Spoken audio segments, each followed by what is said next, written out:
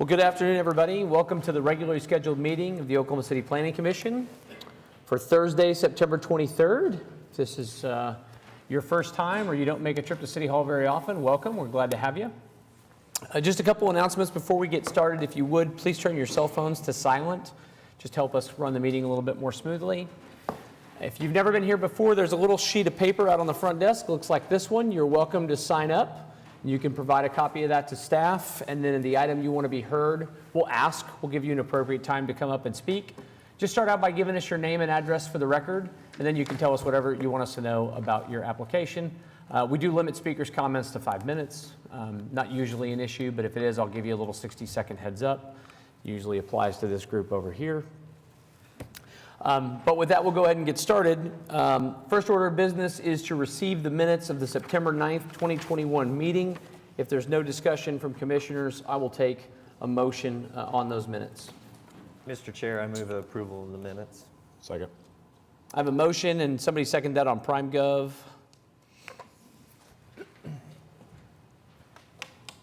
Waiting. We're buffering.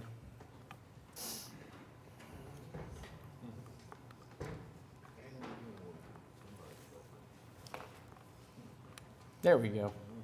It's been seconded by Commissioner Highsmith. Please cast your votes to receive the minutes. And the minutes are received. Next order of business, continuance requests. Real quickly, before we get into the items, continuances or anything else, I will note, in case you're counting, we only have 6 commissioners today. So I know there's a couple folks that have variances on a couple of the items.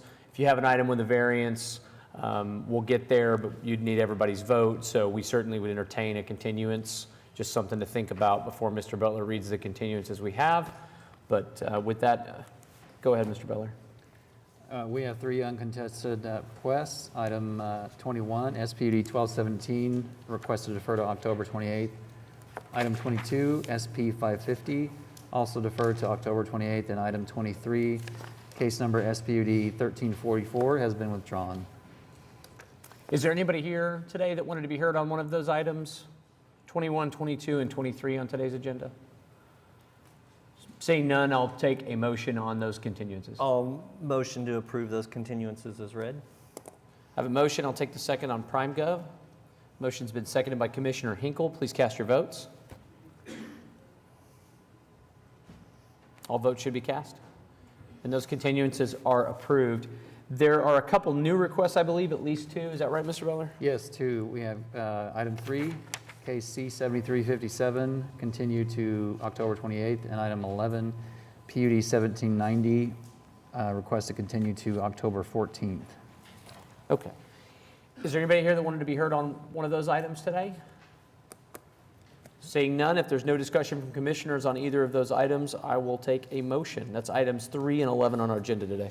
Mr. Chair, I'll move approval of the new continuances as read. Okay. I have a motion to approve the continuances. Change it, And I'll take that second on PrimeGov. It's been seconded by Commissioner Privet. Please cast your votes. All votes should be cast. And those continuances are approved as well. Next item on the agenda today are our items on the consent docket.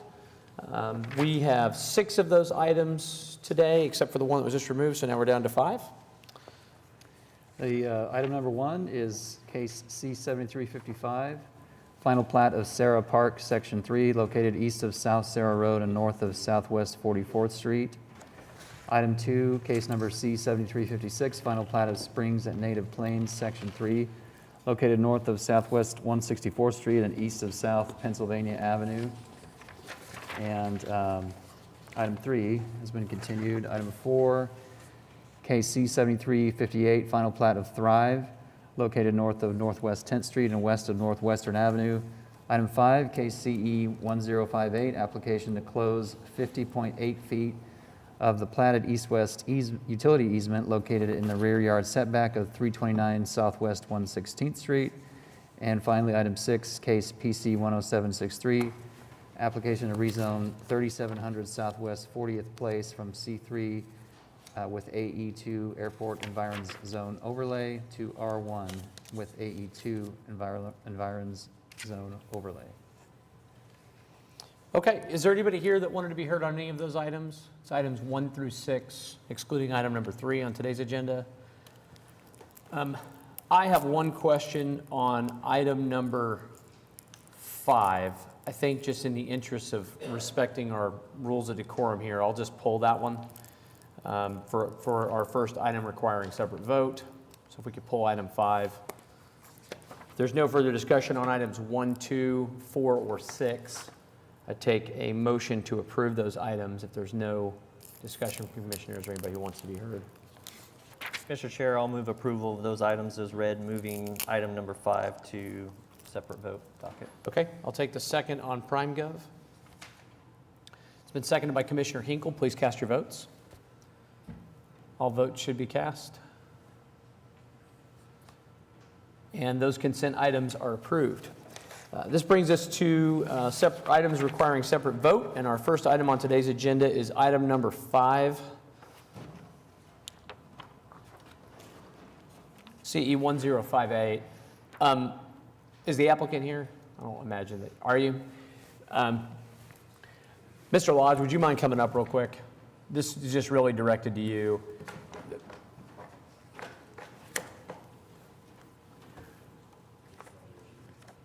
So this is another one of those issues where that comment was included. There's a house built over it. Previous applicants have been represented by counsel, so I'm a little concerned about approving it with the language, and I wanted us to talk about it. When we talked about it last time, I said if there were existing utilities that they built the house over, I'd feel differently, but if not, I'm really uncomfortable with what this language does or potentially does. Can you tell us about this site, please? And I would agree with you on this. So we can strike that? Yes, if we don't have any existing utilities on that, then I would say we can strike that TE. Okay. Out of an abundance of caution, I'll ask if the applicant has any objection to striking what is TE1 from the staff report. You're welcome to come up, ma'am, if you want to.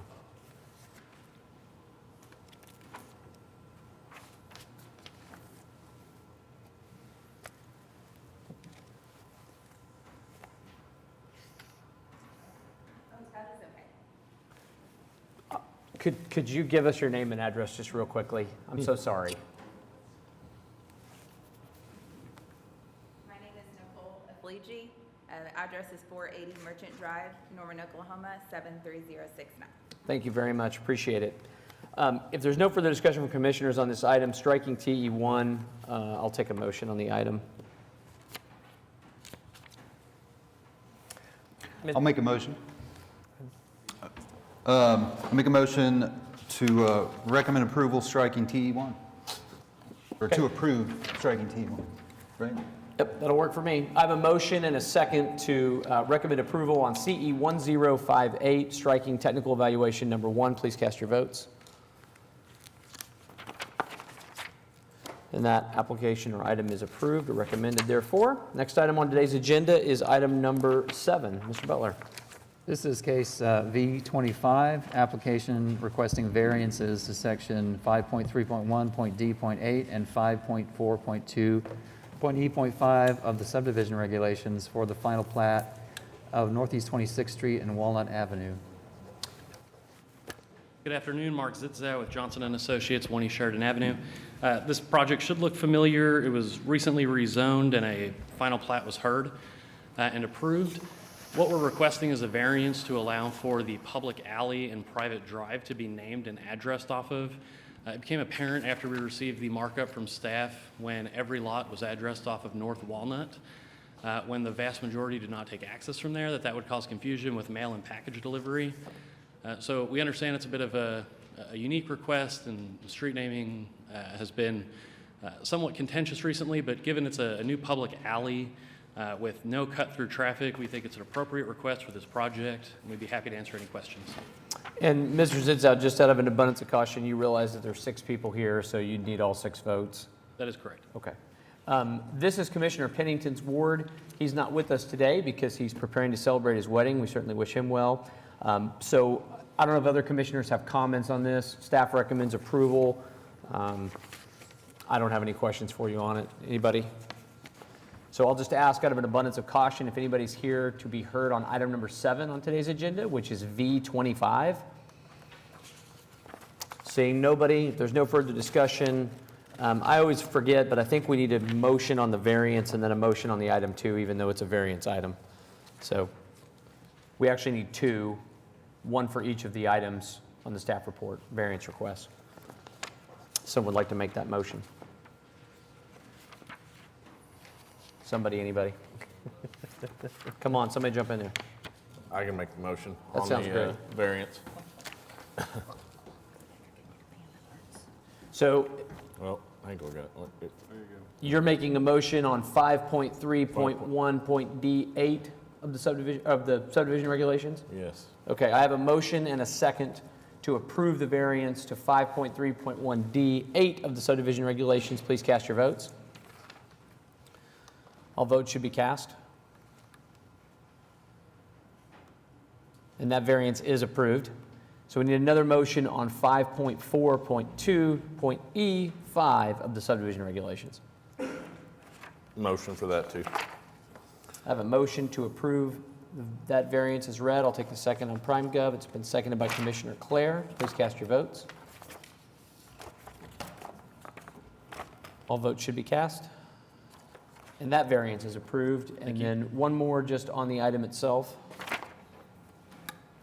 Motion to approve item. I have a motion, and I'll take that second on PrimeGov.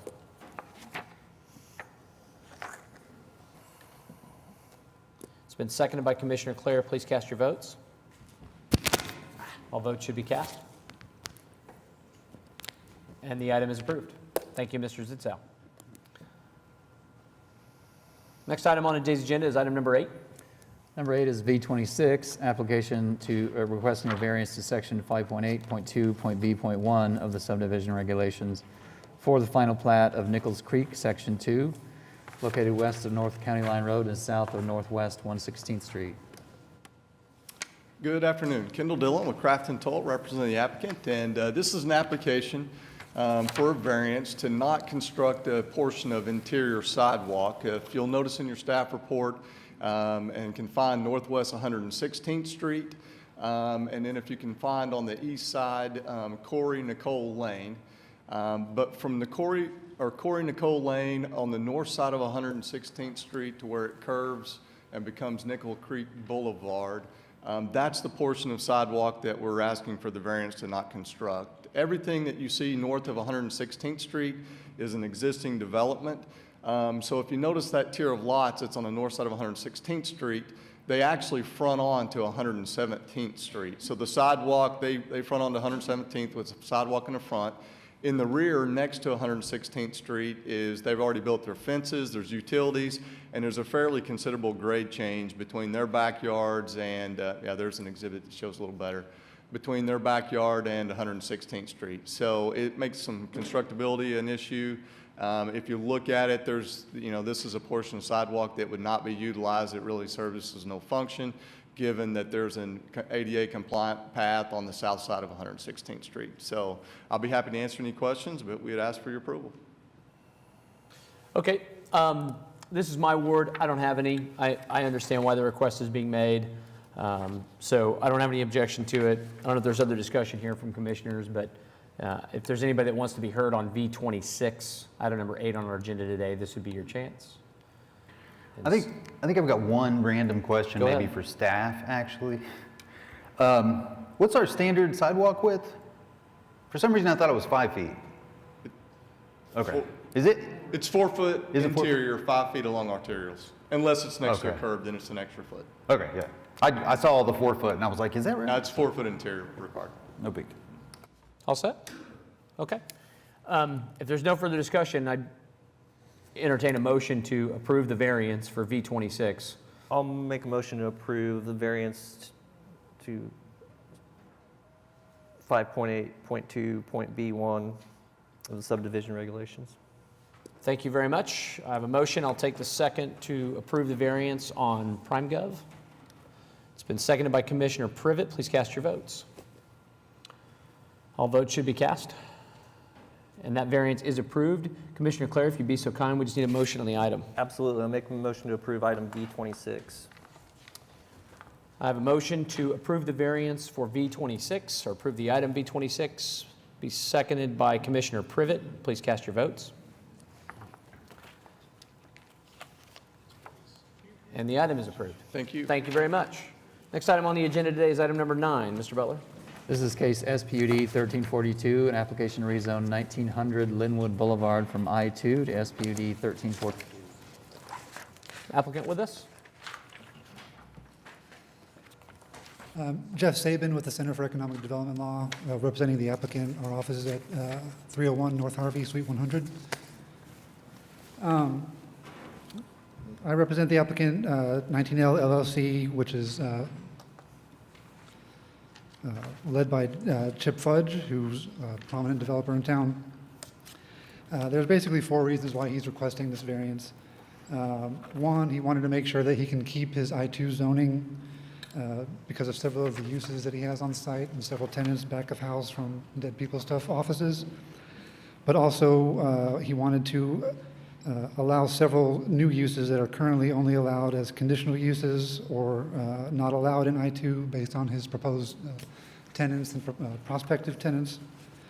And then more than just those 2 things, he wanted to ensure that the existing buildings, since the property is already developed and it's an older building, those existing buildings would be considered conforming with architectural and design standards. And then also he wanted to address the parking issues. The parking issues on this site, with it being developed and developed for an industrial use prior to the city's really adopting their current parking regulations, there wasn't enough on-site parking to meet the parking requirements. Back in October of last year, Chip had acquired a variance for a couple of his new tenants, but that didn't cover the entire space. And with the continued development and build out of the space, he was running into those parking issue requirements again and wanted to make sure that those requirements wouldn't prevent him from continuing his redevelopment. With respect to making sure that the existing buildings are conforming, in discussions with Commissioner Highsmith and Mr. Cravens over the last week, Mr. Cravens has suggested possibly allowing some additional heightened standards for new buildings that would be constructed potentially. And Chip was very much in favor of that, so he does recommend or suggest some revisions to Section 2, Paragraph 1 of the Master Design Statement to provide that existing structures would be permitted on-site and shall be deemed to conform with any requirements of the SPUD, but that in the event any new buildings are constructed, that the exterior wall finishes be at least 70% brick veneer, masonry, glass, rock, stone, stucco, wood, or cementous siding, and that EFIS or exposed concrete block buildings not be permitted. I'm welcome to take any questions. I will also note that the project's architect is also present if you have questions about the designs. Mr. Saban, is that person is Daniel Smith? Correct. Okay, I just want to make sure that the person I had signed up to speak was with you and not somebody else, so. Commissioner Highsmith, this is your ward, sir, so I'll let you lead us off if you've got questions or thoughts for the applicant. I don't think I do right now. I think to me this is a fairly simple development, and before hearing any comments potentially from the public, I'm in full support of it, and I'll be happy to make a motion when it comes to time. But I'd love to hear if there's any other insights or thoughts about the development, and then go from there. Okay. Yeah. Other Commissioner Clare? Yeah, I had one question for the commission. Does anyone else have any concerns over on the participant recreation, entertainment, outdoor noise with the adjacent neighborhood to the north? I don't. To me, there's a sufficient amount of distance. I think Linwood Boulevard itself is pretty major. I'll be honest, and I don't even know if this is out of decorum or not, but I personally own a lot over there on the south side of 6th, fairly close to this development, and I intend on building my home there, and I'm not worried about this spot. So I don't know if that says anything to anybody, but I'm comfortable with it as a future homeowner nearby. This is the first site that I've seen since we've kind of, really tried to look out for that use unit where I have not had any concern. And the zoning map, I think, pretty well describes it. I mean, directly south of here, if they wanted to, they could level the warehouse and build a concrete batch plant, right? I mean, it's extremely intensive use all around this thing, and the closest residential is basically 2 blocks away, including a very large right-of-way and divided median in Linwood. So, I really don't have a concern with it in this particular instance. Normally, I would, but I don't know if anybody else feels differently, but If it makes a difference as well, the primary area where that could potentially be used is there's a covered patio on the back of the building attached to the Cross Timbers Brewery tenant space. yeah. Well, Mr. Saban, the whole thing could be leveled and turned into a giant concert venue, and there's nothing we could do about it after that use unit is included. But even if that were going to be the case, I'm not sure I'm bothered. Just because of what's around it, the zoning maps in front of you, it's just C4, I2, and I3. I mean, that is some really intensive zoning. So doesn't bother me. Just for the purpose of the record, too, I'll say what Mr. Saban was referring to on the development regulations is I thought it would be wise. I mean, this is really the first major redevelopment project that's occurred along Linwood, and I said I wouldn't miss a chance to set a standard of what would be expected for the introduction of new buildings. They're preserving an existing building, which I certainly support and think is wonderful, but if there are new buildings to be built, we ought to at least be thoughtful, the stakeholders ought to be thoughtful about what standard they set with the application they bring forward, which is why they added that language. And they worked with staff on that to get the language of, look, the existing structures can be permitted, but any new structures would have to meet these requirements. And that was the reason I suggested it. So that was a call that took place between Mr. Saban and I believe Commissioner Powers was on that call with us too, wasn't she? I don't believe so. Okay, I'm thinking of another call I had. But at any rate, any discussion on this from commissioners or any other concerns? Is there anybody here that wants to be heard today on SPUD 1342? This is your opportunity to be heard on it. It's item number 9 on our agenda today. If not, Commissioner Highsmith, I'm happy to read into the record one more time the change to the architectural regulation if you want me to do that, or do you have it? I have it pulled up. Okay. I'm happy to do that. Okay. Do I need to read the whole thing? Is that our goal here? I happy think that'd to. probably be best. Okay. Or, yeah. Yep. All right, just for matter of Just right way to do TE1. this, I'm going to make the motion and discuss, that's all at once, right? Yep. All right. Make the motion and you're adding TE1, Yep. which is this revised architectural language. Yeah. Well, I'll make a motion to recommend approval. Revising TE1 to read, what's the main subparagraph here, Jeff? I've just got under 2 other development regulations. Oh, it's subparagraph 1. Okay. Subparagraph 1. Yeah. Architecture. All existing structures shall be permitted to remain on site and shall be deemed to conform to any requirements contained within the SPUD. In the event that any new structure is built, it shall conform to the following: exterior building wall finish on all structures, exclusive of windows and doors, shall consist of a minimum 70% brick veneer, masonry, glass, rock, stone, stucco, wood, and cementitious siding, including but not limited to the brand commonly known as James Hardie. Architectural concrete, architectural steel metals, including industrial grade corrugated metal or other similar type finish. EIFS, exterior insulation finish system, or exposed concrete block buildings shall not be permitted. Longest TE in Planning Commission history. I'll take a second on PrimeGov. I'll second that. And a question, is there a name, image, and likeness associated with that party? Do I have more? We're good, right? We're You're ready to good. take Seconded vote. by Commissioner Clare. Please cast your votes when available. All votes should be cast. And that application is recommended to City Council for approval. Next item on our agenda today is item number 10.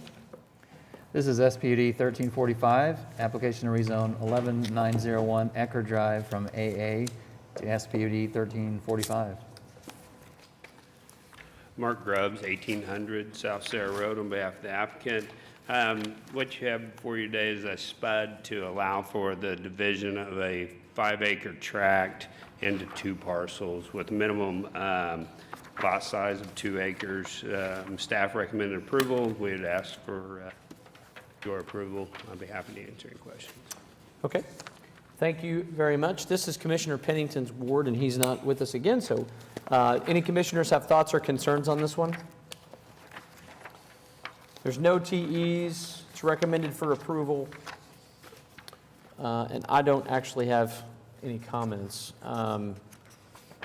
If there's no comments from commissioners, I'll ask if there's anybody who wanted to be heard on SPUD 1345, item number 10 on today's agenda.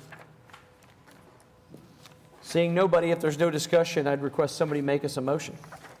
Mr. Chairman. I'll move approval on SPUD 1345. I have a motion to recommend approval to City Council on SPUD 1345. It's been seconded by Commissioner Clare. Please cast your votes. All votes should be cast, and that application is recommended for approval. Next item on the agenda today is item number 12, because item number 11 was continued until October the 14th. Mr. Butler? Item 12 is case number PUD 1828, application to rezone 3244 Northwest 150th Street from PUD 702 to PUD 1828. Good afternoon, Mark Zitzow with Johnson & Associates, 1 East Sheridan Avenue, on behalf of the applicant. This is a project that, again, should look familiar. It was actually before you, I believe, 2 months ago, in between Planning Commission and City Council. A use unit was needed to be added, which was multi-family residential. So we revised the master design statement, updated the site plan, and sent it back to staff for renoticing and ultimately docketing today. There are 2 TEs on this project. The first one is seeking to remove the composting use unit, which we can agree to. The second TE, it appeared staff liked our site plan so much, they added a TE to ensure that the buildings line the street with the landscaping. So we agree with that TE as well. We ask for your approval, and we're happy to answer any questions. Okay, this is in my ward. I've not received any contact from members of the public with concerns over the item. I reviewed it. I think it's a perfectly logical location for a multifamily development, quite frankly, being where it is in its proximity to the extension of Lake Hefner Parkway. So I don't have anything on it. Any commissioners have comments or concerns on this one? Applicants in agreement with both TEs. Seeing nobody, I'll ask if there's anybody here today that wanted to be heard on PUD 1828, item number 12 on our agenda. And seeing none, if there's no further discussion, I would entertain a motion to recommend approval to City Council. Mr. Chair, I'll recommend approval of PUD 1828 with the included TEs. Okay, I have a motion, and it's been seconded by Commissioner Privet to recommend approval to City Council for PUD 1828, subject to technical evaluations. Please cast your votes. All votes should be cast.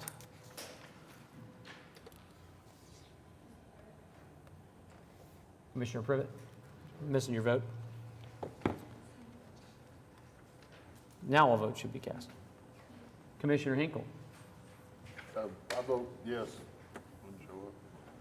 He votes aye. Now all votes should be cast. And that application is recommended for approval. Thank you. Next item on the agenda today is item 13. This is case PUD 1847, application to rezone 12500 South Pennsylvania Avenue from 02 to PUD 1847. Good afternoon, David Box, 522 Colcord Drive, here on behalf of the applicant. The application before you is a PUD that will allow kind of a mix of different commercial type uses. The reason that the project started was my client's going to build a vet hospital on the site. The individual that owned it required him to buy all 7 acres, and because all 7 acres is more than he needs for his vet clinic, we sought to add uses that we believe to be appropriate there along Pennsylvania. So we added some commercial uses. We tried to keep it in the types of commercial uses that, again, would be compatible, would not be creating an adverse situation with the surrounding environment. There are a few TEs I'd like to address. We agree with TEs 1 and 4. As it relates to TE2, it's before you on the screen, but I handed it out as well. So the far southern drive is an easement that is owned and controlled by the YMCA that we have no right to touch or use. So my client, because of the size of the site and the number of different businesses that could go in there, needs 2 separate access points. Technically, that southern drive is within the legal description of what we submitted, so that there will be 3 drives, but they all should meet separation. But we have to have 2 independent drives for the property that my client seeks to develop. So we would ask to strike TE2. As it relates to TE3, we can agree, although I don't think we have 10 feet, but this site plan was revised yesterday. I'm not confident that the tree line on the south is actually 10 feet. I'd ask to make that 5 feet, but we agree to the balance of it. So what I'd ask to do on TE3 is to make it a 5-foot landscape buffer, and then we can agree with the rest of the way that TE is worded. And this site plan was drafted to show that landscape buffer along the south. So we agree with TEs 1 and 4. Modify TE3 as our request to 5 foot, and we would ask to strike TE2. With that, I'd be happy to answer any questions. Just for the purpose of clarification, the southern drive is not yours, that somebody else controls, would actually create an additional buffer before you get to the residences that adjoin to the south. So Yes, sir. the 10-foot buffer is there between where your buildings and your uses are going to occur. You're just saying that landscape buffer that's shown on your drawing, which is on the south side of that drive, you're not sure that it's bigger than 5 feet. Correct. Okay. Yeah, in total, from property line to buildings, it's well in excess of 10 feet. Okay. Because yes, that roadway is within that. Got it. Okay. Commissioner Hinkle, this is your ward, I believe, sir. It is. Do you have comments or questions for the applicant on this? Just one, what's the little rectangle in the lower left corner by the south drive? I don't know. This was a concept plan drawn by an engineer, I believe.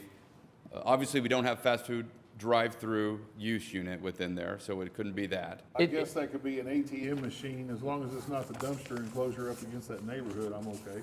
Be a dispensary, they put those things in storage containers. No, it is not the dumpster. Mr. Box and I had a long conversation about this yesterday, and I'm comfortable with the uses prescribed here.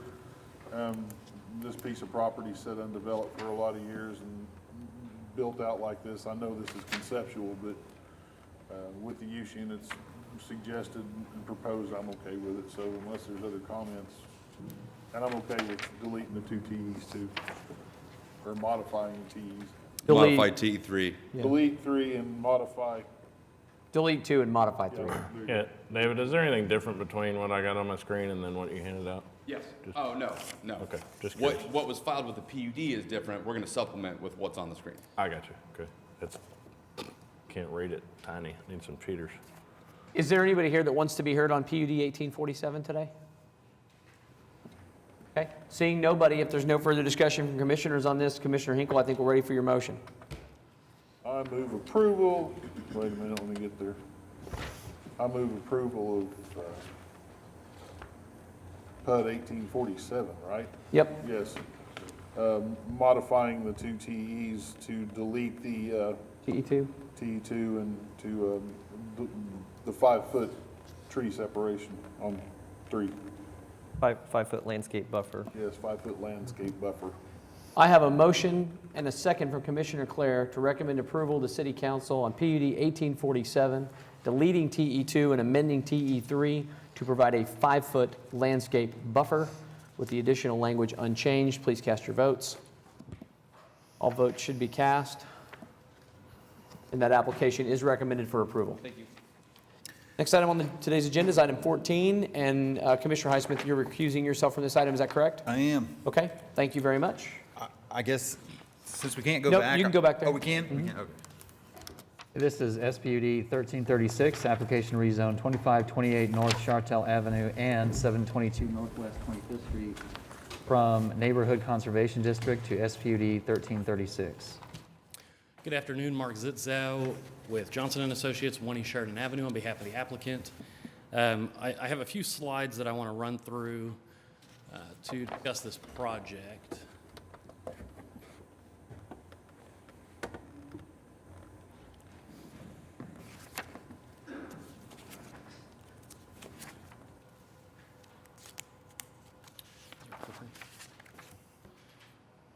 If you could kind of, thank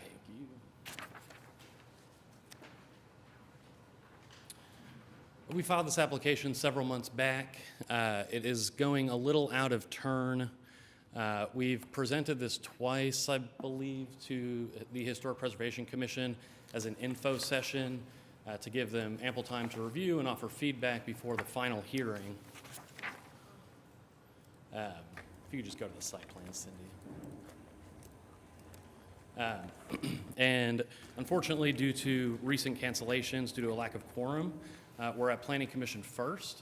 After this meeting with a recommendation, we will go to the HP Commission. I will note we are not seeking any variances to the guidelines or regulations of HP. It will remain fully under their purview and ultimately their design guidelines. This is a project that is 2 blocks north of 23rd Street and about three blocks east of Western Avenue.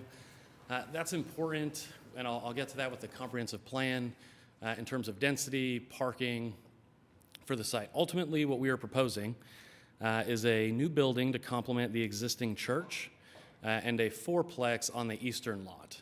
So the eastern lot, the setbacks are aligned with the existing homes. The parking is in the rear. So for this application, I'm going to focus on tracks 1 and 2, which is the historic church, and the new construction on the existing parking lot behind the church.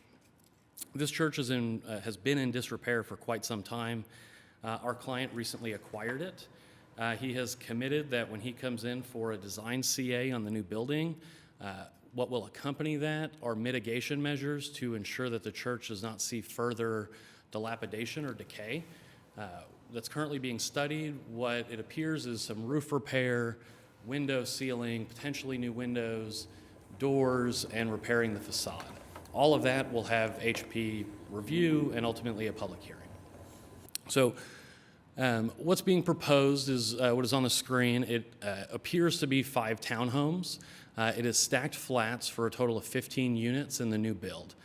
We think that this project is pretty much exactly what the comprehensive plan envisioned for urban medium. It maintains the historic lot and block configuration. We will be eventually redeveloping the existing church. We've limited the height to 35 feet, which is in line with the existing church. The setbacks are conforming, the lot width matches. The building coverage is limited to 75% of the site. We're retaining Historic Preservation Commission review. And for parking, we are seeking a reduction. The parking we're seeking is 0.75 spaces per unit. We believe that is in line with ADAPT OKC. If you recall, on June 11th of 2020, the Planning Commission adopted ADAPT OKC as a portion of the comprehensive plan, and I'm going to read one line out of there. Under policies for natural and built environment, NB-17, update municipal code to eliminate minimum parking requirements for new developments. We are not seeking to eliminate the parking requirements, but like a previous case, the parking requirements are not in line with new urban development. This project is two blocks north of 23rd Street, which the comprehensive plan has listed as an urban commercial, which allows for higher density and lower parking requirements. In addition, 23rd and Classen Boulevard is listed as a TOD area, which is transit-oriented development. That area within the comprehensive plan actually calls for a higher density range because it's expected that there will be bus routes, bike lanes, and less of a need for off-street parking. So with those, we think that this project is meeting the intent of the comprehensive plan and ADAPT OKC. Could you move on a couple slides for me, please? Keep going. She gave you a clicker that didn't work as like Yeah. a sign for you. Right. Needs batteries. Sorry, just keep going. So if you could back up one. The existing area right now does have varying levels of density. We talk a lot about missing middle housing and the need for infill of different housing types. That's another goal of the comprehensive plan, is to provide different lot sizes, different housing types. This, we think, it fits wholly within that. We have 8 units to our west, 4 units to our north. What is being proposed is a development that is being targeted toward folks who ride their bike and take public transit. We're 2 miles from downtown. which is certainly a bikeable distance. Bike Walk OKC has Chartel as a main spine for the bike network. One of the TEs addresses this. We are continuing to work with staff about what that bike lane on Chartel will look like. Our project will be designed to complement that. We are not seeking to impede the bike lane with additional on-street parking if it ends up being a separated, protected bike lane. And so, if you could just go to the last slide. Those are more goals that we believe we meet. I'm going to quickly address a few things. The TEs, TE1 we agree to. TE2 we want to add a quick statement to the end. The TE reads, the number of dwelling units shall be modified in the master design statement as needed based on the number of off-street parking spaces approved by the Traffic Commission. We would like to add to that or through a revised site plan. We do believe we have flexibility to shift the building and potentially add more parking behind if for some reason the bike lane project does not allow for on-street parking. But either way, we believe that we can achieve the density that is outlined. The last thing I'll note, we hosted a neighborhood meeting after our continuance with the Historic Preservation Commission. This meeting was attended by maybe 12 people. We worked with the Jefferson Park and Paseo Neighborhood Association. They communicated the meeting time and date out to their members and through social media. Really the major concern that came out of that, initially our application sought commercial uses in the historic church. Based on that feedback, we've removed the commercial uses and have made the decision that if a commercial user intends to use the church, they will come back through this process with a defined plan for parking, hours of operation, and any additional mitigation that may be required. So I know there was a letter that was received, I believe yesterday. That letter spoke to the need and desire for this project to be solely single-family development with potentially 4 single-family homes. That is not something we can agree to. We think this project is what the comprehensive plan has sought to promote within the core of Oklahoma City. So with that, happy to answer any questions, but we do ask for your approval. Thank you, Mr. Zitzow. Now I remember, it was Commissioner Powers and I were on this call together with you to discuss this item. There are 2 things that came to light that I just want to make sure my fellow commissioners are clear on. One is, we rarely look at a change to parking from our vantage point because your parking plan, as you articulated, still has to go to Traffic Commission for approval. So the site plan we were provided that shows these back-end angled spaces and all that is essentially subject to their review, not something that we're approving with our action. You're in agreement with that? Yes, I am. Okay. And so really all we're doing is varying the code to allow 0.75 spaces per unit. Correct? Okay. I just want to make sure we're all on the same page about that. Commissioner Powers and I had a good conversation about this application. Can tell you I'm in agreement with the applicant in this instance that single family is not what this would call for in my view. We've encouraged these types of infill higher density projects as a way to add housing units around proximity to alternative forms of transportation, particularly adjacent to downtown. So I think this accomplishes that. Commissioner Powers is not here. I will not attempt to speak for her, except that she too is in general agreement in support of the application as it relates to our call. Are there any commissioners that have questions on this of the applicant before I call on folks who want to be heard? Nothing? Okay. I do have one person, I believe, who signed up to speak on this, Nedra Jones. Ms. Jones, are you with us? Please come forward, and I hope I said your name correctly, and if I didn't, please correct me.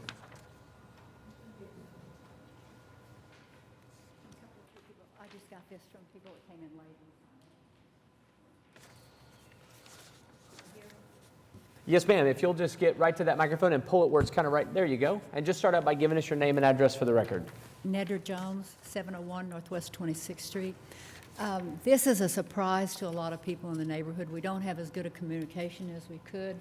A lot of people do not have Facebook. They don't have computers. And they were not aware of this. This is a surprise to me. And I want to prefix this saying I've been there 30 years, okay, when it was Little House on the Prairie. We used tax incentives and federal grants, and the first program they had there with the Oklahoma City Housing Services Redevelopment Corporation, which is positively for sale, was to buy, we had a 57% vacancy rate, to buy these houses, rehab them, and put people in them. Nothing happened until we got owner-occupied residential housing. Things did not change till then. Now, a lot of people are calling me about this particular spud. They don't understand, or they're not in favor of it, but they don't understand to make that decision. A lot of people think it might be good because we've got so many derelict people living in that abandoned church, getting, it's going to get burned sooner or later. And we've hoped that they would do something about that building. We have, and there'll be somebody later talk to you because they did an inventory, we have a lot of multifamily housing. We have several complexes, the Brighton, and we have big apartment complexes. We have a lot of duplexes, we have a lot of eightplexes, and we have more multifamily housing than single-family residential. And what people do when they move in, and a lot of times they'll keep the house for a rent house, and we have a lot of Airbnb. What we do need, and they're right, is infill. People are building houses there. My daughter built a new house across the street from me, and a gentleman built a house on 25th Street, and another one is down on Dewey. And these are big, nice homes. We were $4.11 a square foot in 1990 that had to do with the census, okay? The county records. We're about $150, $200 a square foot. It works, I'm not opposed to low to moderate housing. We worked really hard to get the Brighton in. That took months. That took years for that to work.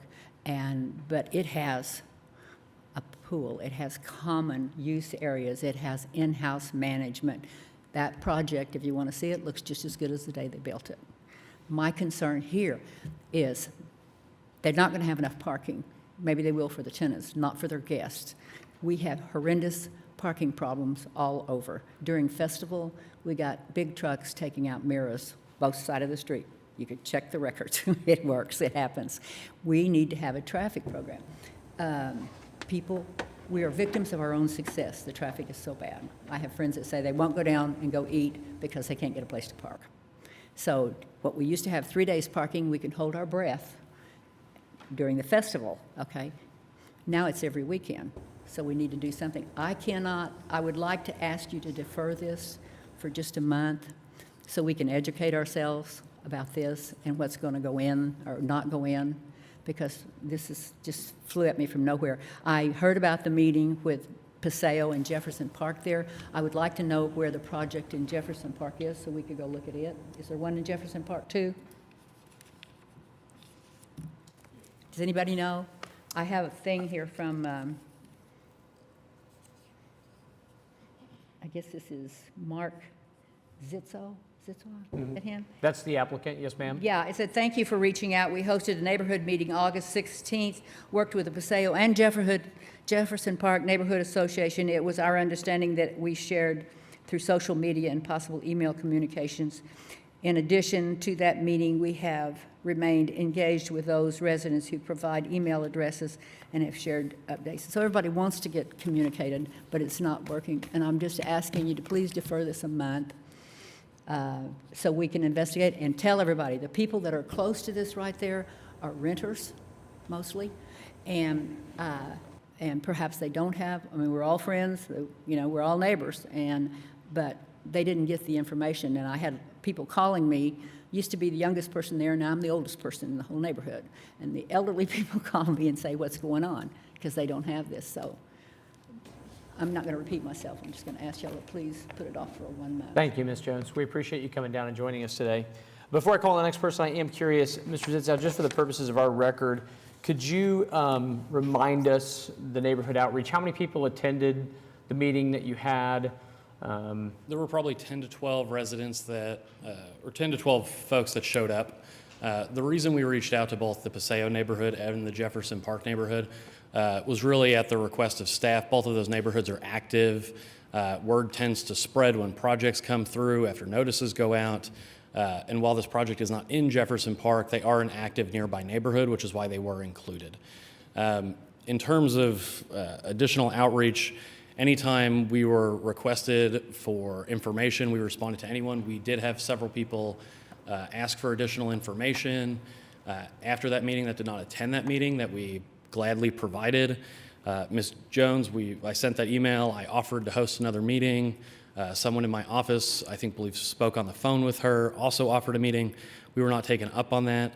The comments at this point seem to have to do with parking and it being a multifamily project and not single family. We think, given all the reasons that I outlined, our parking is sufficient. And in terms of amenities for the project, I think the beauty of being in the core of Oklahoma City is the amenities that are offered by the city in public parks. There's been a tremendous amount of money that has been spent on Northwest 23rd, Scissortail Park, Myriad Gardens. Those are amenities that these neighbors who will move in get to use and utilize. So, yeah, we'd be happy to answer additional questions, but let's see what other folks that have signed up to speak and have comments want to be heard on. Ms. Jones, you have something briefly you'd like to say? I just want to say that I'm not totally opposed to this, and I will work hard that everybody gets information so they can make a decision on it, but that we don't have enough people who have information. There was not enough people at that meeting. There was people from other neighborhood associations, and whether y'all don't know it or not, we are very territorial down there, who goes where. We appreciate it. Thank you. Lee Smith.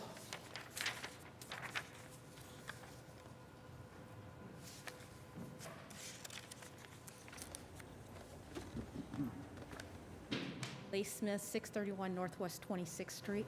Welcome. Thank you. I just want to say, I guess the meeting that they had, I definitely missed that announcement of a meeting. And I think a lot of other people did too.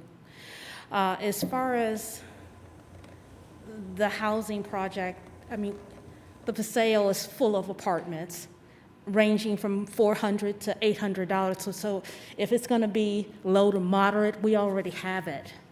We don't have enough homes, single-family homes.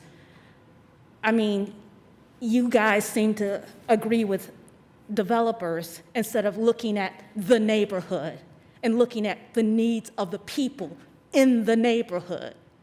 And I mean, it's about owning a home. It's about having a home. And, you know, he's saying, well, there's enough parking, there's enough amenities. No, there's not. But if you choose to ignore that, okay, you win again.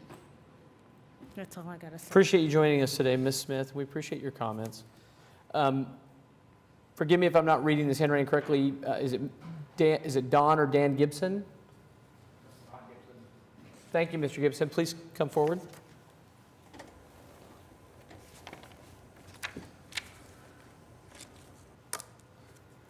Please give us your name and address for the record, Mr. Gibson, and then tell us what you'd like to know.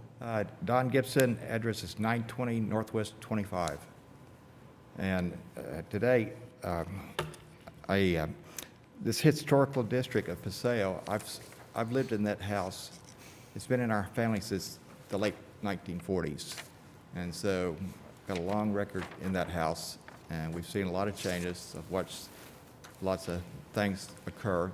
Paseo district at one time was vibrant, and then it went down and down and down, and now it's come back. It's a real neighborhood now again. There's over 400 multifamily units in that neighborhood. There's only 190 single-family units in that neighborhood. It used to be a place where kids would play. They'd have backyards to play in. In this application, it states that they're going to put up to 25 units in that application. All he said was 15, but the application says 25. Every night in that parking lot, there are anywhere from 3 to 5 cars parking in that parking lot. They're mainly from the 8-plex at 25th and Chartel that he mentioned. That's built. Those cars are going to have to go on the street. There's not enough room for them to park there. On the street on 25th, both east and west on 25th Street from Chartel, they're completely saturated with cars being parked there. Those cars, if this project goes on, those cars on the west side of the project is going to impede that bicycle lane. It's a protected bicycle lane on there. And so I'm in favor of them building single-family homes, because we need more single-family homes for families to be there, not transient people in apartments, to keep that neighborhood vibrant. It used to be a very good neighborhood years ago. It went decline, and now it's a really good neighborhood again. And I just hate to see it go back down to a neighborhood that people move in, move out, move in, move out, and no place for children. So the health of the neighborhood is with families and the children, because they have a stake in the neighborhood. People in a 500 square foot apartment can't have a family there. Maybe one person live there, maybe two at the most. How can you have 4 people, 2 kids and a wife and husband, or your 2 husbands, whatever the case may be? So I'm in much favor of changing this to single-family houses. Okay, thank you, Mr. Gibson, we appreciate it. Just a couple things on, that's the last person I have signed up. Real quickly, is there anybody else that wants to be heard on this item? SPUD 1336. Okay. Just a couple comments on things that were said. I just want to try to provide a little bit of additional information on. So the unit count Mr. Gibson referred to, just to clarify, tract 1 and 2, which is the item that's on the left side of the screen, which includes the existing church and the building beneath it that is not yet constructed but proposed, is 25 units. Tract 3, which is on the right side of the screen, is proposed to be 4 total units for a total of 29 units. To a comment that Ms. Smith made, really where I get my support of the application doesn't come from its proposal or its support by developers, but I want to just point out a couple things that the comp plan says, and there are some things to talk about here, which I alerted Mr. Zidzow to on our phone call the Commissioner Powers is also on, regarding density. But we're told the SPUD proposes up to 25 units on the corner and up to 4 units on the eastern parcel, or 58 dwelling units per acre, which is over the urban medium range. So the comprehensive plan, which is what this body, one of the things this body is designed for, supporting and ensuring that our development policies support, designates this area as a higher density area. It's an area where the city has identified that it wants to encourage more dense development. That's because of proximity to things like mass transit, access to downtown, et cetera. That's where, when we look at these applications, that's really what we're looking at. I expressed to Mr. Zitzow that one of the things I wanted us to talk about as a commission today is the fact that, which this doesn't happen very often, quite frankly, that we're told that the proposed development is over the UM density range for what's proposed. The other thing it says, essentially, I'm just sort of paraphrasing staff's comments, but automobile connectivity, pedestrian connectivity is not an issue here, that parallel parking would be preferred to accommodate the bike route. My pushback on that to staff on the parallel parking is it would actually limit the number of spaces that would be available for the residents. And my biggest concern about this application, as I thought about it, is really the encroachment of this development and its occupants' vehicles on the surrounding streets and neighborhoods. We've had this conversation before on other sites. It's a concern I always have when we look at these dense applications. And so that's something that I think as a commission we should discuss a little bit. We're also told that this site is within the HL overlay. Building scale and design is addressed by the Historic Preservation Commission, so that's something they'll look at as well. And the SPUD does limit lot coverage to 75%. The staff report recommends approval to us of the application based on all the facts and circumstances presented. The other things that were talked about, traffic, single-family homes. I know this is not what you want to hear, but that property has sat vacant, I know, for many, many years. It's been for sale for many, many years. Someone could have bought it many, many years ago and done something differently with it. This is the application that's in front of us, so we can't say, well, this is really a better location for insert development here, whether that would be retail or single family or anything else. We just have to gauge this application on its merits in accordance with the staff report and in accordance with our view on development policy. So the deferral, we can talk about that as a commission. I don't know how commissioners feel about possibly considering that. So I'll just ask. There's only 5 of us anyway, so it's every vote matters, or we really do need to defer the item almost on that basis alone. Commissioners, comments, thoughts? Commissioner LaForge? Yep. Yeah, I've got some questions and thoughts. I've got quite a few here, so try to go in order. I will want to talk about potentially deferral. I'm sympathetic to some of them that have come down here, and we, even Mr. Zitza, a lot of times are in favor of full collaboration, and while I know there's been comments on the collaboration that did occur and the attempts, it does not seem full to me, and typically I don't see something like this being so urgent that we can't wait until they feel they've had that full collaboration. So I'll look forward to hearing if there's some urgency and an objection to that, but that's number one. Next is, I don't normally see, and it seems unusual, that there are 2 different squares here, rectangles here, that are not connected. Why are these not 2 different applications? To me, they're very different. The one on the right to the east is smack dab in the middle of these 2 homes, which I'm going to ask more about, is totally different than a corner lot with a church. So to me, I can't vote for one of these the same. They look very different to me. Let me ask real quick, maybe the city knows. On the one on the east, are the lots next door on either side single family, or are they multifamily? It appears, where did my zoning map go? If Mr. Zitzow knows, that's fine as well. Yeah. I believe they're single family. Mark Zitzow again. I do have a slide that I believe shows that shows what all of the homes on that block are.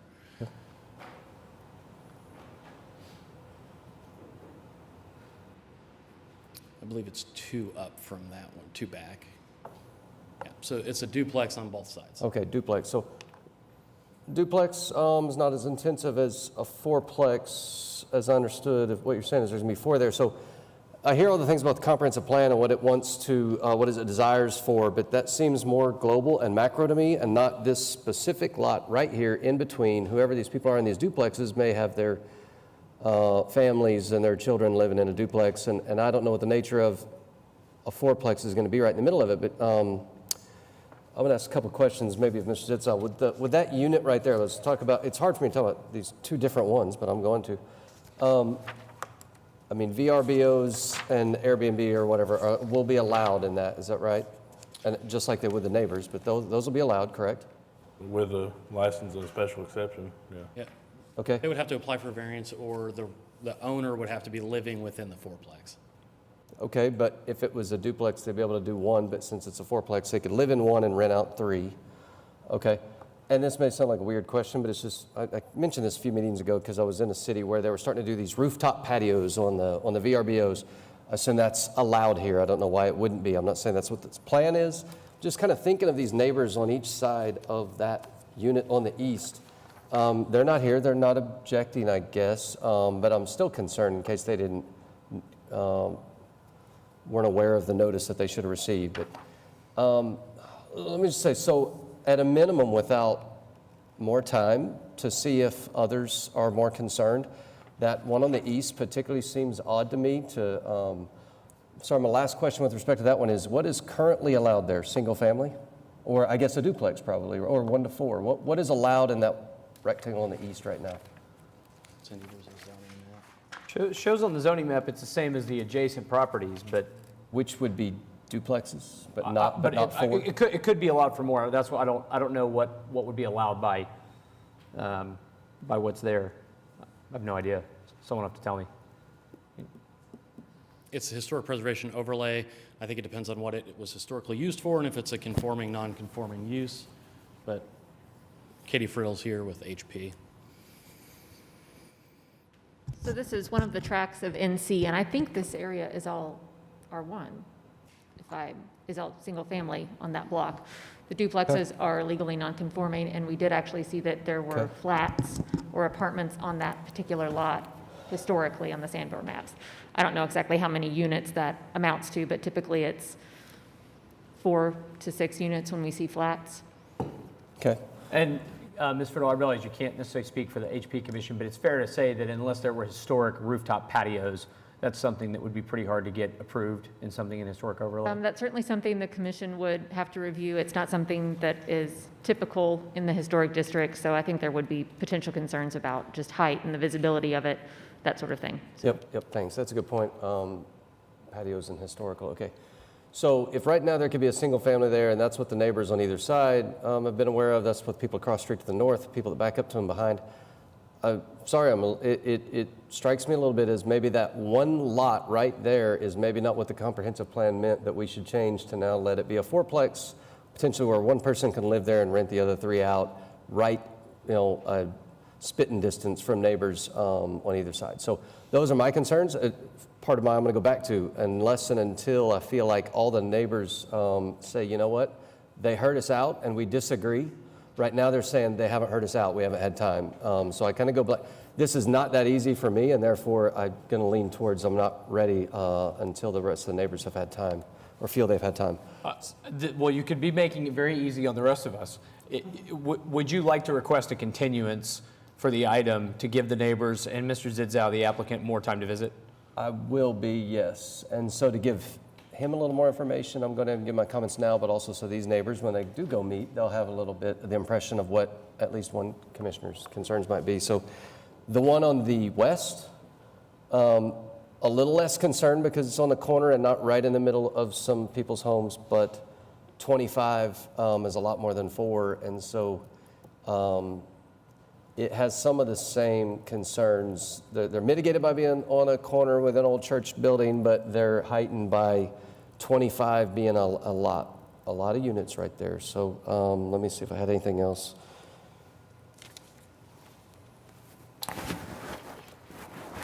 Nope, that was it.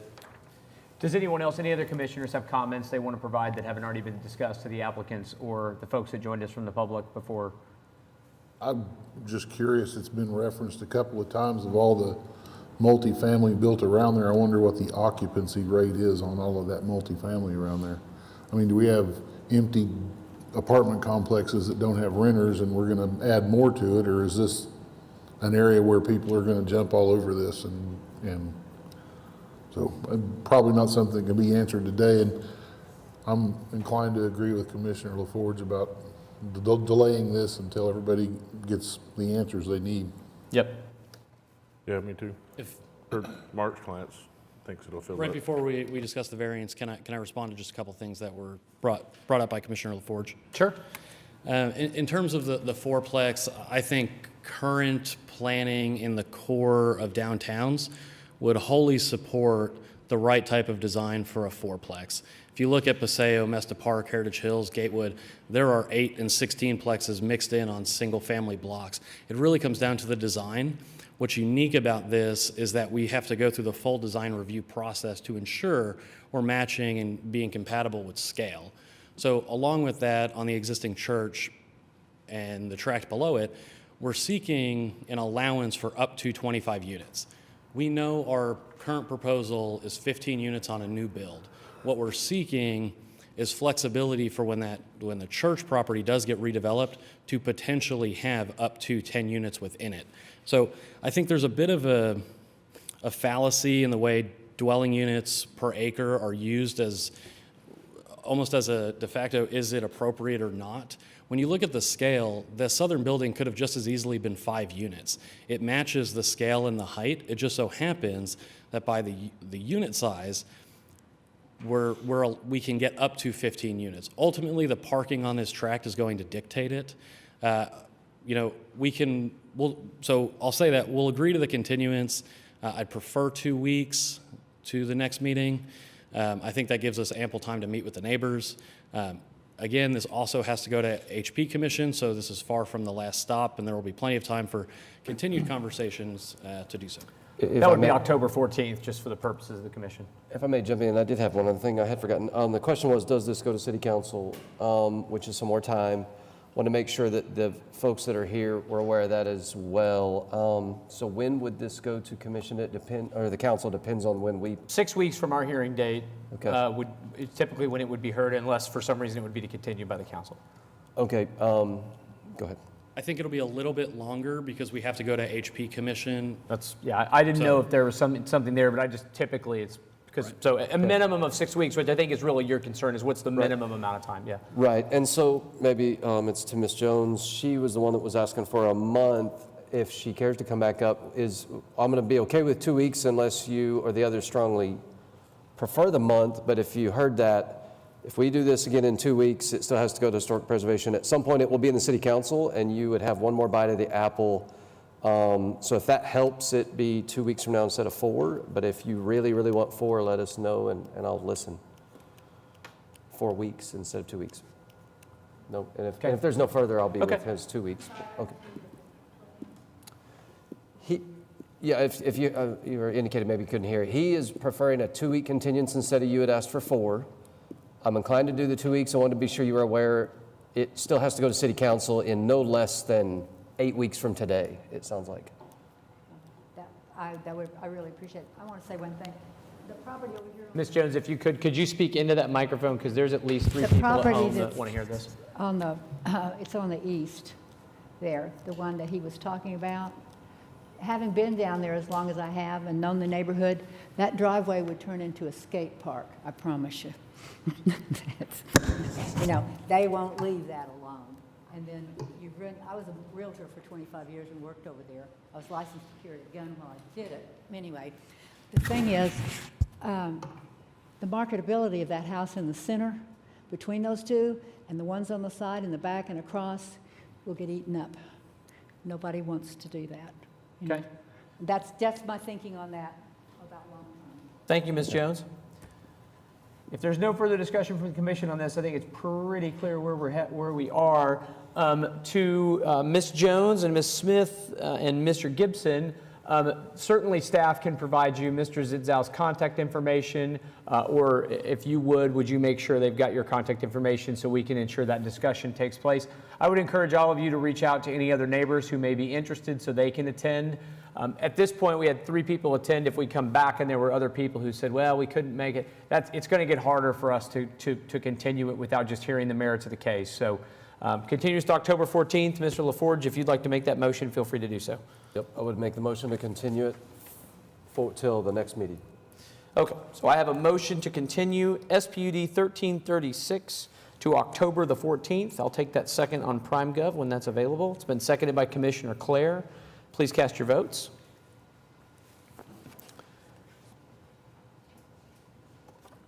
All votes should be cast? Yep. No, he's recused.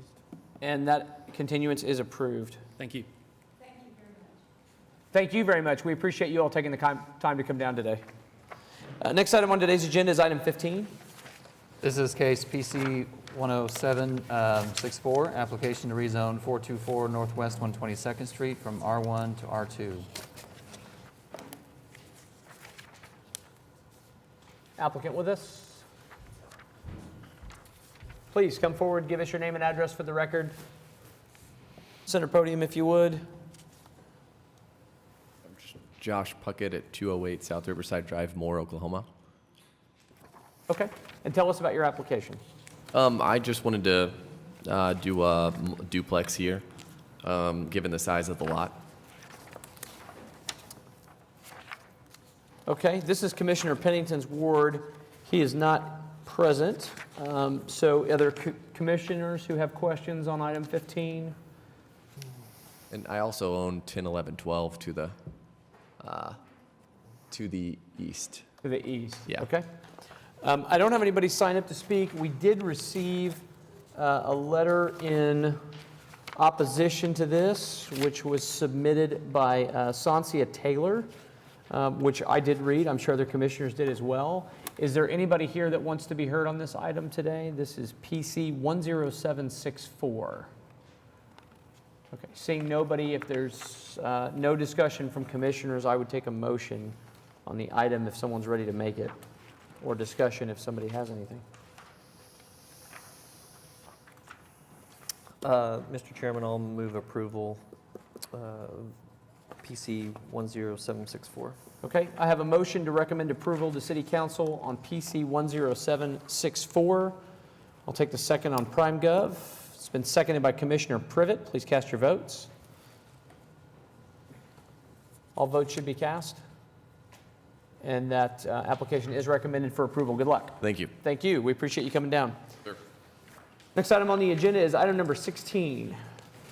This is a comprehensive plan amendment, 2021-9, the ninth one of this year, and we have a consideration of this proposed map amendment, changing the land use topology area designation in the area southwest 164th and west of South Pennsylvania Avenue from urban future and agricultural preserve to urban low intensity. And Donna Cervantes is going to give us a presentation.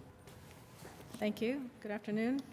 This is a request to change the land use designation.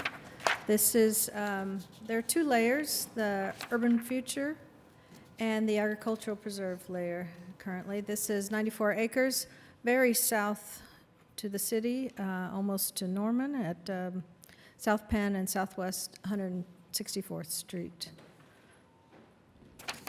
There's the subject site, again on the far south border.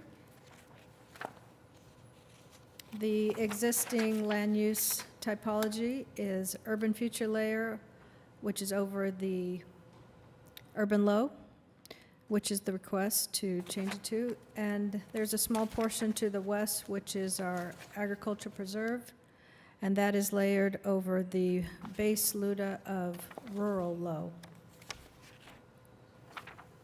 There is city water available to the north and 164th Street. There's also sewer available, service available to the east along South Penn. This is in our rural response time area. The nearest fire station is just over 3 miles away to the northwest. Our Oklahoma City Fire Department does have an aid agreement with the Fire Department of Norman for this area. Around the vicinity is predominantly undeveloped, agricultural.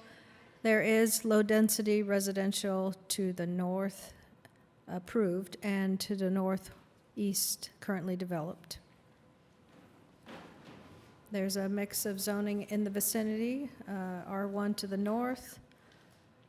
There's a limited commercial that's allowed at the corner of Pennsylvania and 164th Street, and other residential neighborhoods to the northeast.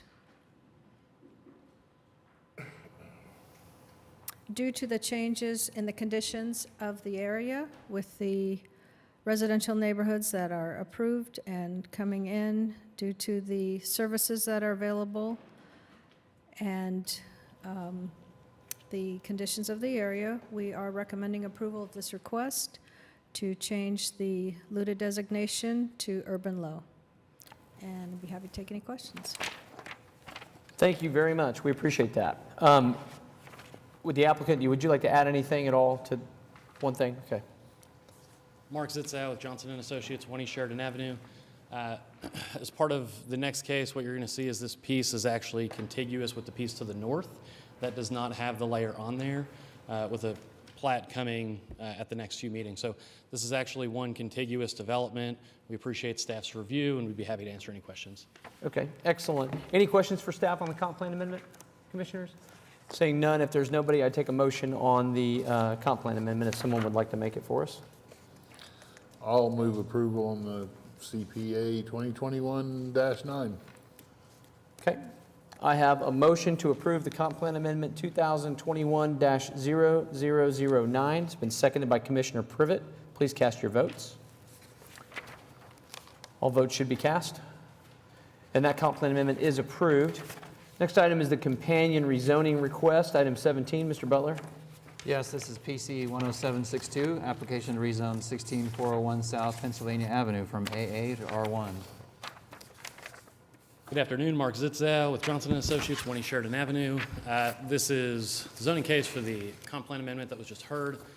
Our client also owns the R1 tract to the north. This will be coming before you in the next couple meetings as one contiguous preliminary plat for single-family residential. We would be happy to answer any questions. Commissioner Hinkle, this is your ward, sir. Do you have questions or comments for the applicant on this item? No, we vacated that road a couple of meetings ago, and I'm real familiar with the area and the developer, and he does a great job, and this is gonna be a great addition to the south. Okay. Other commissioners have comments? Commissioner LaForge? Is there anybody here that wants to be heard on this item today, PC 10762? Seeing nobody, if there's no further discussion, Commissioner Hinkle, we can take a motion if you want to make it, sir. I'm gonna move approval on PC 10762. I have a motion to recommend approval to City Council on PC 10762. It has been seconded by, waiting in anticipation, somebody, anybody? Commissioner Clare, please cast your votes when available. All votes should be cast. And that item is recommended for approval. Thank you. Thank you. Next item on today's agenda is item number 18. It's another comp plan amendment. Mr. Butler? Yes, this is Comp Plan Amendment 2021-10. It's consideration of a map amendment to the comprehensive plan, removing employment land layer over the urban low-intensity base LUDA on about 20 acres on the southwest corner of North Kelly and East Hefner Road. And Donna, again, will give us a presentation on this item. Thank you. This is, as introduced, currently the employment layer. The commission may recall seeing this corner within the past 8 or 9 months. There was a similar request to remove the employment layer on the remainder of the tract. What we have here is 20 acres at the corner of Kelly and Hefner, and the applicant is now extending their development and is requesting to remove the employment layer and continue with the urban low-intensity designation on that 20 acres. This is in the northeast quadrant of the city. This is in an area that was recommended by a study done in 2012, the LNAP study that designated areas of the city that were recommended as advantageous for employment development. There is another tract further to the east that is also designated as such. The area lends itself as positive for employment uses for a number of factors, one being city water is immediately available. There's sewer service available as well. Fire service within the urban response time. The conditions in the area are a mix of uses, golf course to the north, church, school, other commercial uses in the vicinity, and other residential and rural residential nearby, as well as undeveloped land to the south and the west. The area that's adjacent to the south and to the west is what was recently approved to remove the employment layer. The zoning is a mix of uses, predominantly residential. There is commercial recreational use to the northeast. It's an indoor soccer complex. There's a school to the east. The employment layer is an important layer that the comp plan recommends designating areas of the city to encourage employment in terms of large uses that can attract businesses and create jobs through warehousing, office parks. This is to serve our city. This is on a regional scale. And this area, again, was designated as such a prime area for this. The recent case was, again, for the balance of this parcel. It was recommended for approval, and again, the corner was remained as employment. The site was identified as one of a few around the city and one of only 3 in the northeast that have all the features in place that lend it toward attracting employment sites.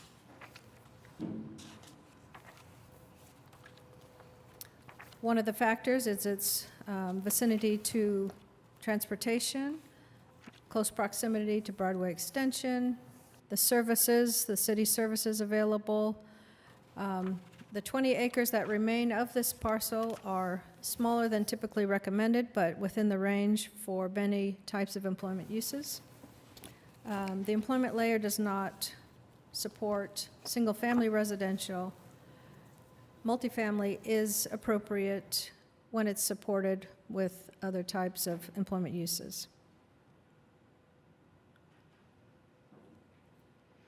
Because of the need for these types of employment areas to attract businesses, to attract investment, we do recommend, staff is recommending that this request to remove the employment layer be denied.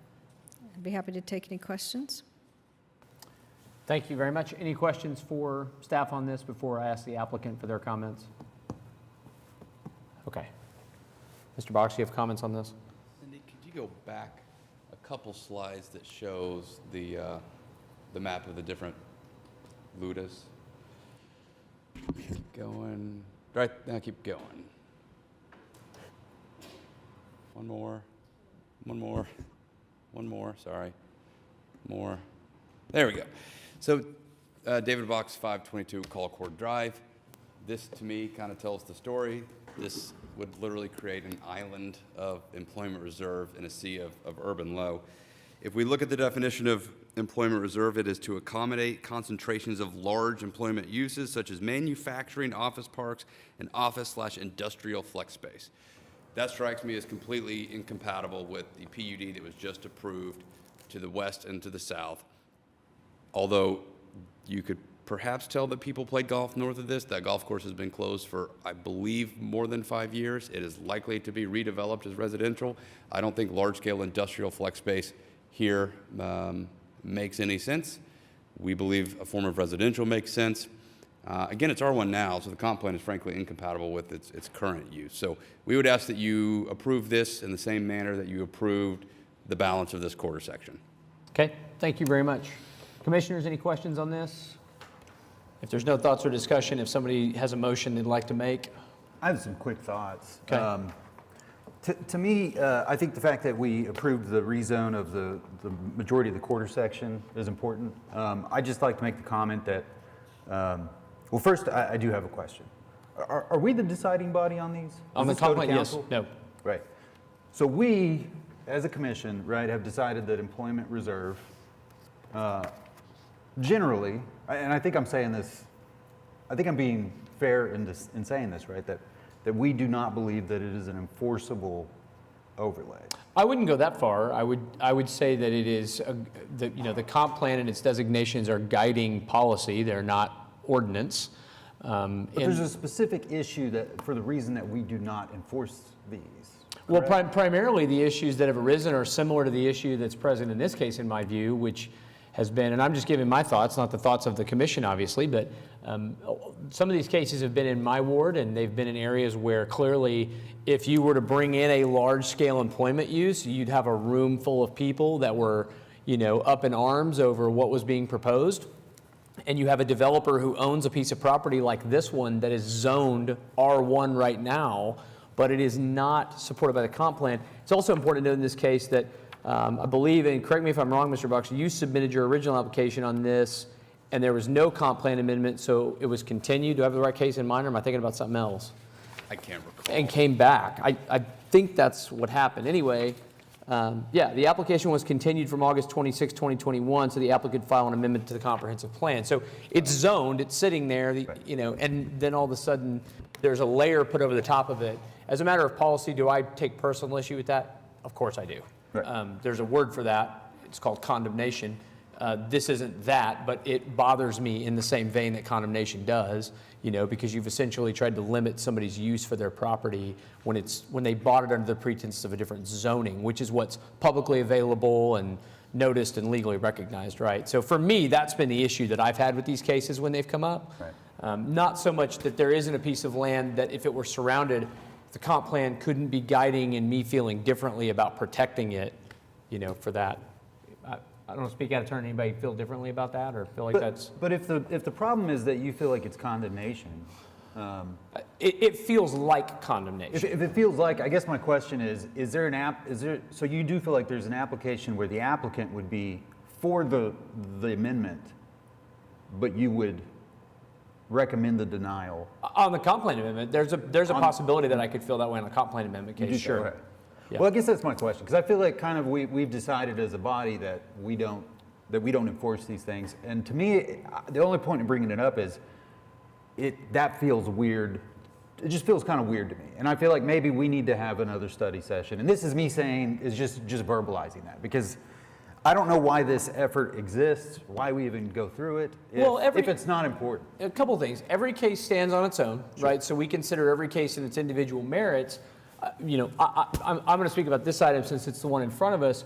When you talk about an area where the entirety of the surrounding property was just done, and this was left on an island in isolation, and the idea that we wouldn't remove this so it could be completed in compatibility with surrounding uses is crazy. But I guess my point is we made it that way.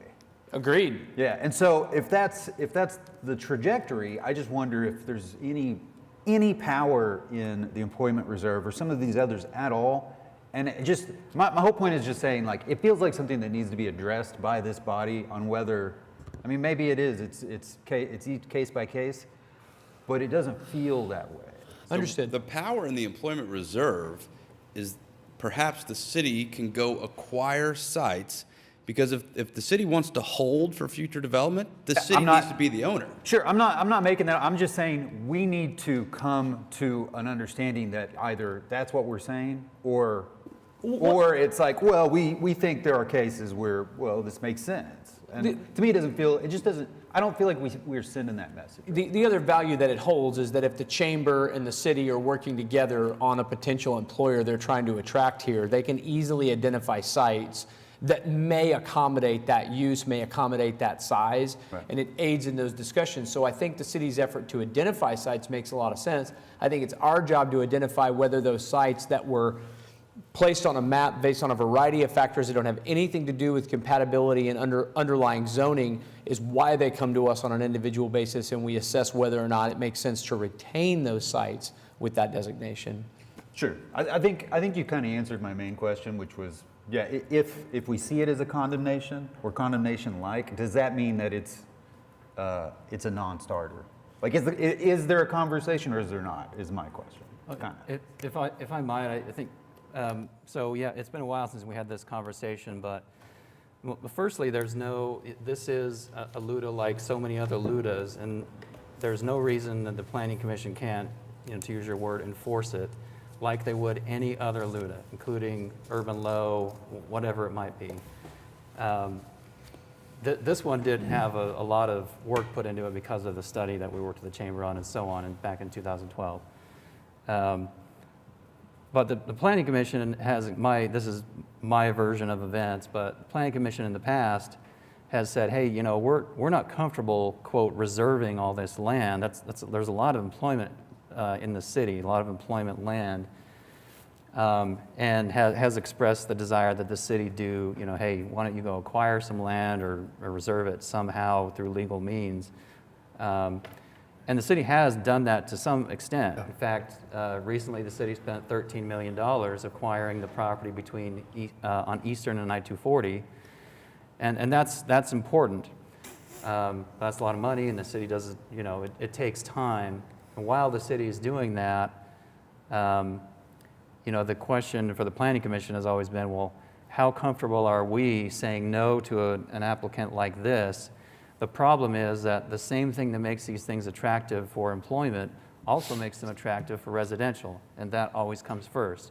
And if you don't reserve it, you're not going to have any employment land left, and it's going to keep going further and further out. And that was the whole reason why we did the study and why this is important to the chamber.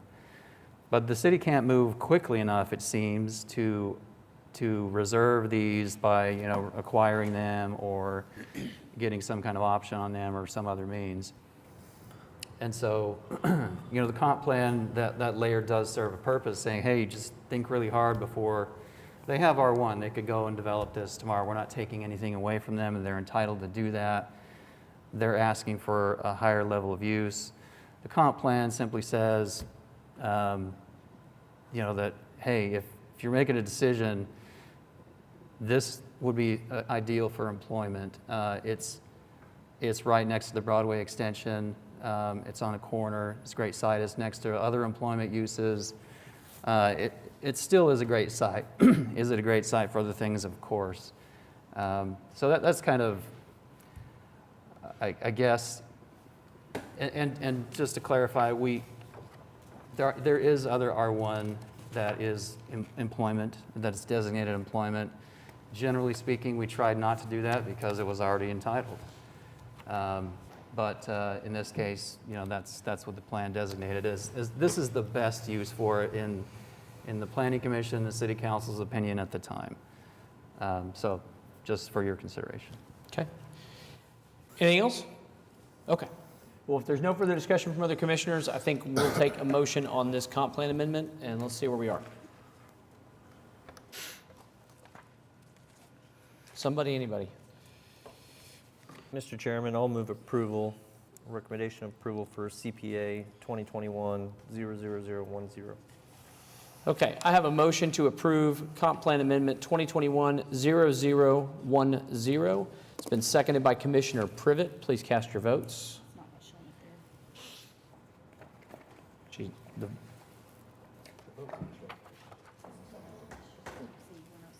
oh, I see. And even in spite of the fact that the comp plan amendment shows on my screen, CPA 2021-0010 has been approved. So next item is item 19, which is the companion zoning item for this, which is PUD 1841. Mr. Butler? Yes, this is an application to rezone the associated site, 10723 North Kelly Avenue, from R1 to PUD 1841. Once again, David Box, 522 Colcord Drive. This is the accompanying PUD. There are 3 TEs that we agree to. Be happy to answer any questions. You agree with all Ts as written? Yes, sir. There are 3 of them. First time for everything. This is Commissioner Pennington's ward. Does anybody have any comments on this? I do. I oftentimes agree with all the technical evaluations. Not looking for comments from the floor, Mr. Box. Any comments from commissioners or questions for the applicant? Seeing none, I'll ask if there's anybody here on PUD 1841 that would like to be heard. And seeing nobody, if there's no further discussion, I'll certainly entertain a motion at this point.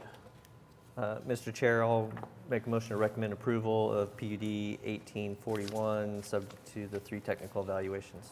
Okay, I have a motion to recommend approval to City Council on PUD 1841. It's been seconded by Commissioner Hinkle. Please cast your votes. 1, 2, 3. All votes should be cast. Thank you. Thank you. Next item on today's agenda is item number 20. Mr. Butler?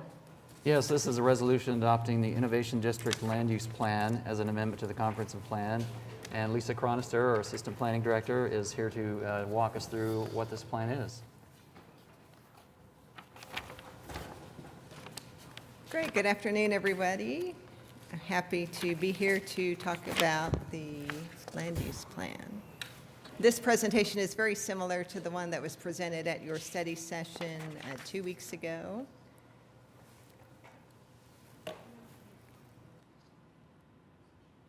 Okay.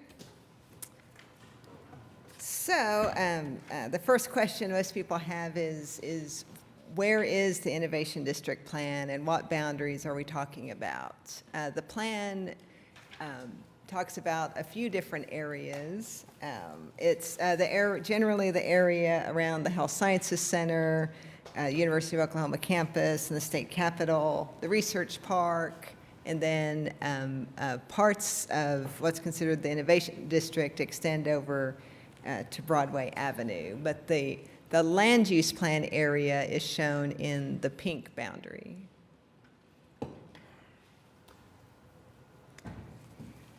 So the the Innovation District Plan was funded jointly by the Oklahoma City Innovation District, the Alliance for Economic Development, the city, the State Office of Management and Enterprise Services, the Chamber, so a lot of different entities teamed together to work on a plan that would show how this whole area and all its different entities could work and plan together for the years ahead. And a consultant, Perkins & Will, was hired to develop the plan, and they were asked to look at how this area could be made a dense, active, safe, walkable area. Next. Oh.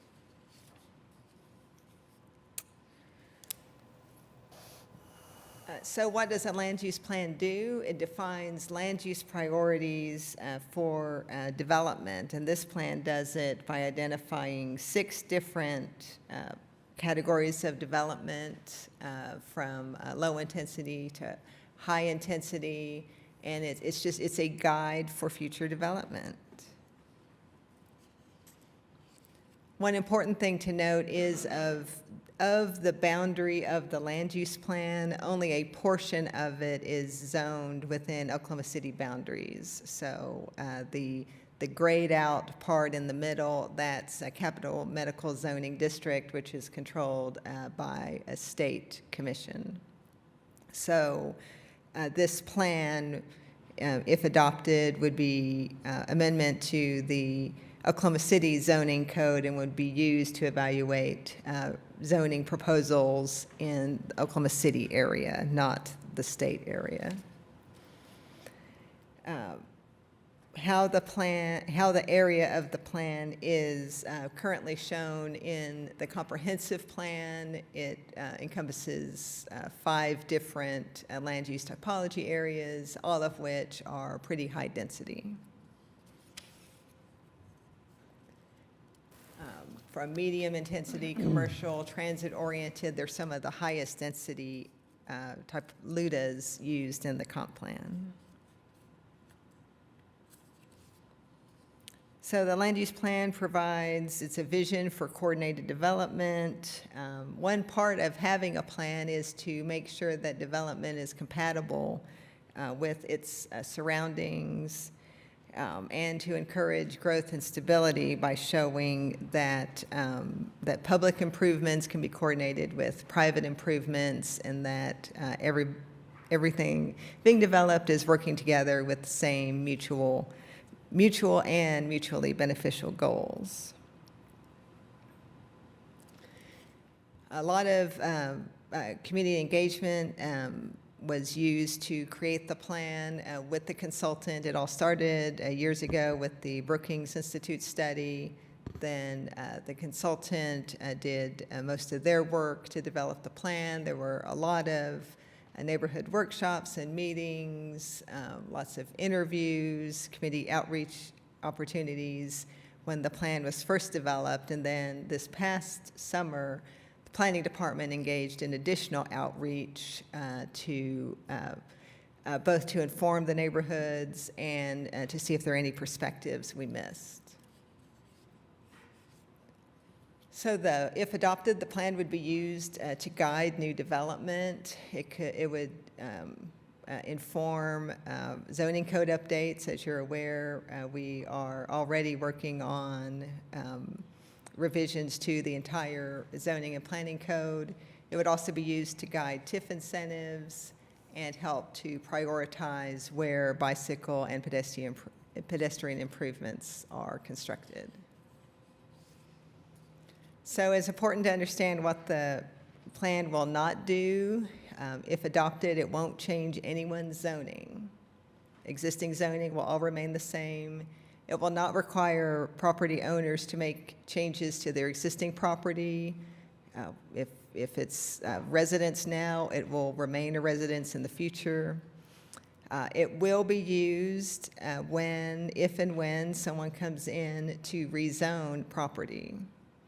And everything about our current rezoning process will remain the same. There'll be public notice, there'll be public meetings, several at Planning Commission, and then additional at city council where the rezoning would be approved. So nothing about this plan rezones people, and nothing about it short circuits anything about the approval process.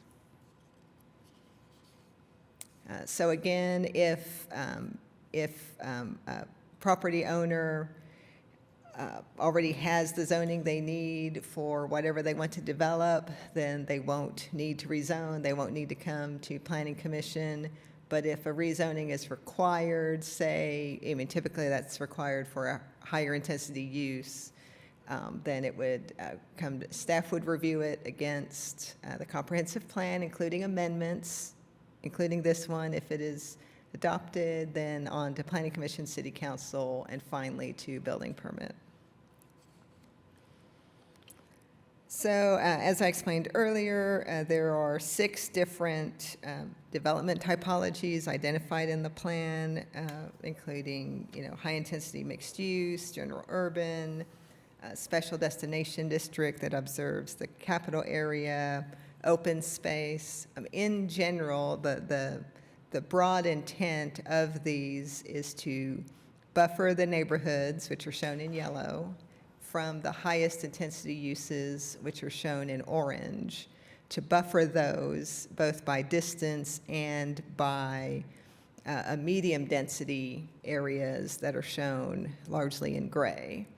Another broad intent of the plan is to cluster commercial development. Commercial development works best when it's adjacent and across the street, and to take advantage of some existing building stock and existing businesses, and to grow those in the future. This is another representation of how this change in density works, where is intended to work, where on the right-hand side in the orange is the highest intensity uses. That is, those are the things like the research park and the hospitals, lots of traffic, lots of noise, lots of activity with neighborhoods, single and two-family, multifamily homes, distanced and buffered by that higher intensity use. So for each of the development typologies, the land use plan has guidelines for building heights, block sizes, sidewalks, parking, building design. You may remember several years ago we brought forward the downtown development framework.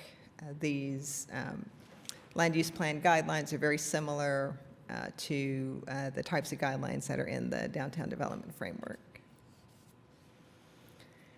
The plan also has guidelines for livable streets. It lays out that regardless of your mode of transportation, whether you're walking or biking or driving or using mass transit, that you have a safe, well-designed, well-connected route to all the places you need to go.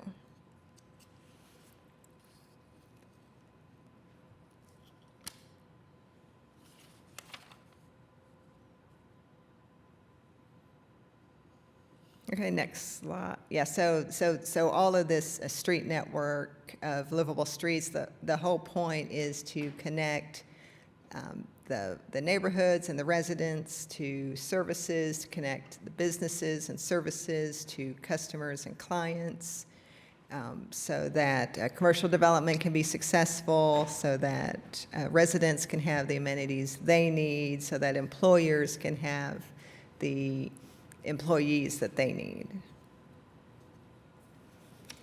The plan also includes guidelines for preserving historic buildings. One of the main topics that came out of our outreach was just how important, how many existing historic buildings there are in the area, and just how important they are to the community.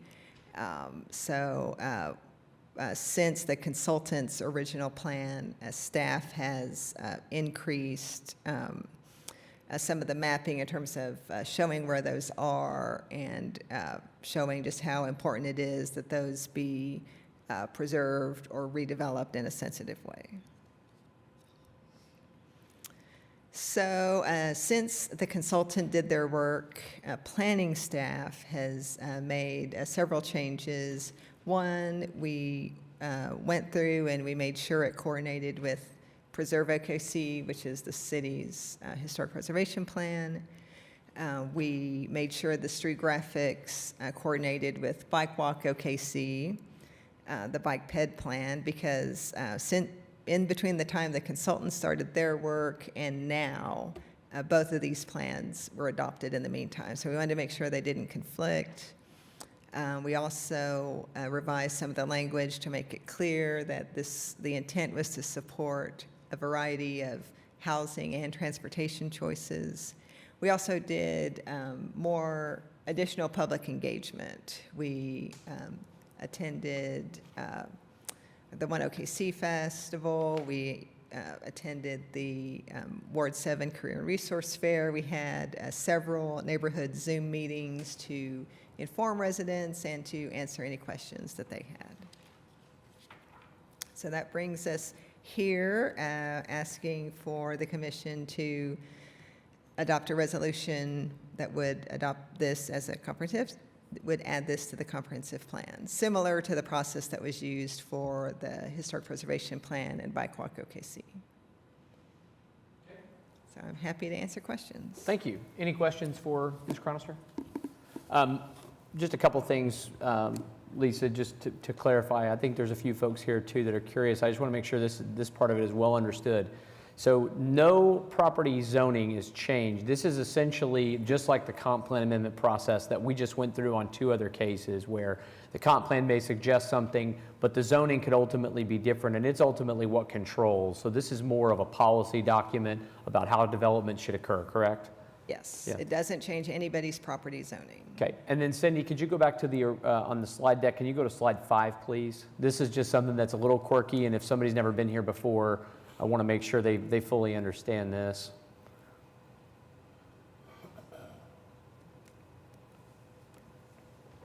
Right there.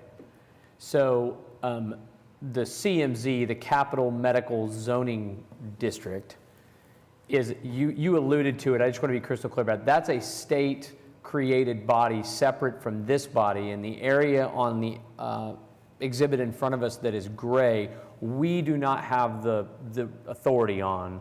Correct. The CMZ has the authority on. Correct. So it's just the area below that. Yes, and Okay. there's a little bit up on 23rd. Top Yeah. left. Got it, just to the west of what is kind of the entrance of the Capitol Park. That- Yeah. Yeah, that's going to be, what, Coop Ale, isn't it? At the Armory? I think that's on the south side of the road, Oh, actually. it is, yeah, that's the south side, Yeah, that's the Coop's on north. the south side. Yeah. That's So on Q and Son. those are just things that are a little unique. I wanted to make sure that people fully heard, and if they don't understand, they have a chance here to ask questions, so I appreciate it. Yeah, and the Planning Commission does have a representative on the CMZ Which, to help. that's right, and that is currently Commissioner Yes, Powers. Correct. Yep. Okay, thank you very much. Thank you. I have somebody who signed up to speak, and we may have additional people that want to be heard on this, and I am so sorry, I cannot read the last name, but Liv? Please tell me what your last name is when you get up here, so I... My name's Leave Teganu, Leave. Thank you very much for being with us. and I had reached out, or I had a few folks that are in the affected area that just got notice that this was coming to the board. They asked if we could do a continuance on the plan resolution until more people are able to understand how it's going to impact their land use.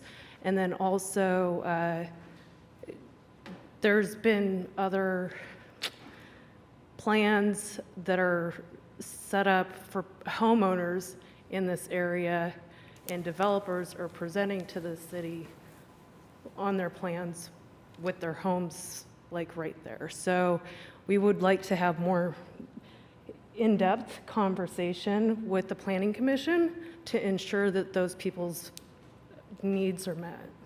Okay. So, All right, we appreciate that. We will certainly entertain that in our discussion portion. okay. Thank you very much. That's the only person I have signed up to speak. Is there anybody else that would like to be heard today?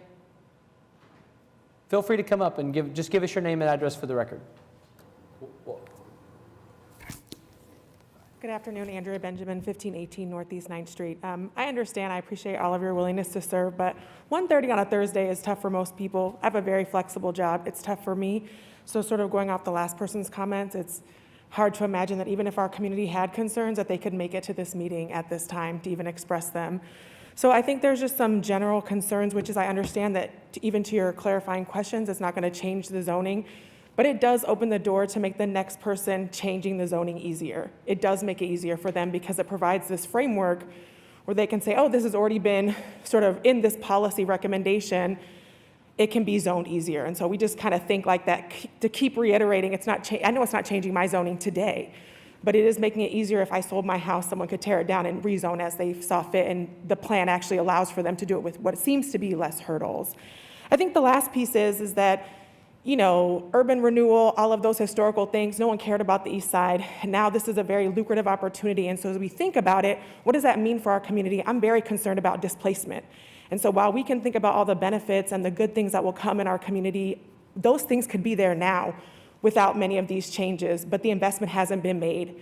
And so to then say now it's time for new things, it's time for greatness, on the backs of who? Can my neighbors remain here? Can we still afford to live here? If the answer to that is no, then I think we have some ethical and some moral questions that we need to ask ourselves about sort of why now, why this place now, why all these changes now? And you know, the data that were presented here, that's old data, 653, that's from a long, I mean, that was old data.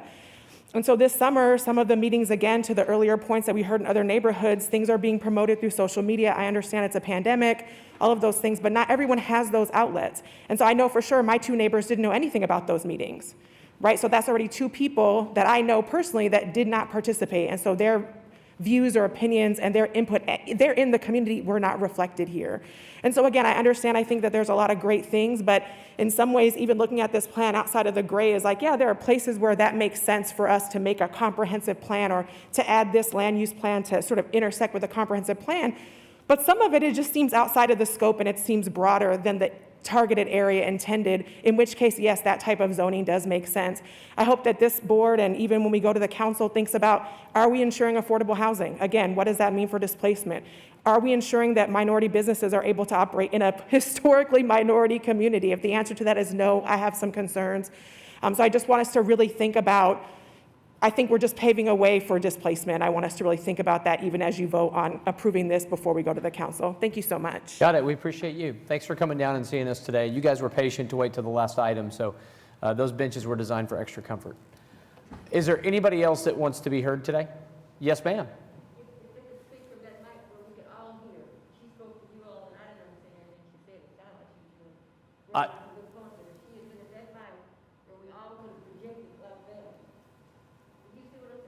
I hear you. Yes.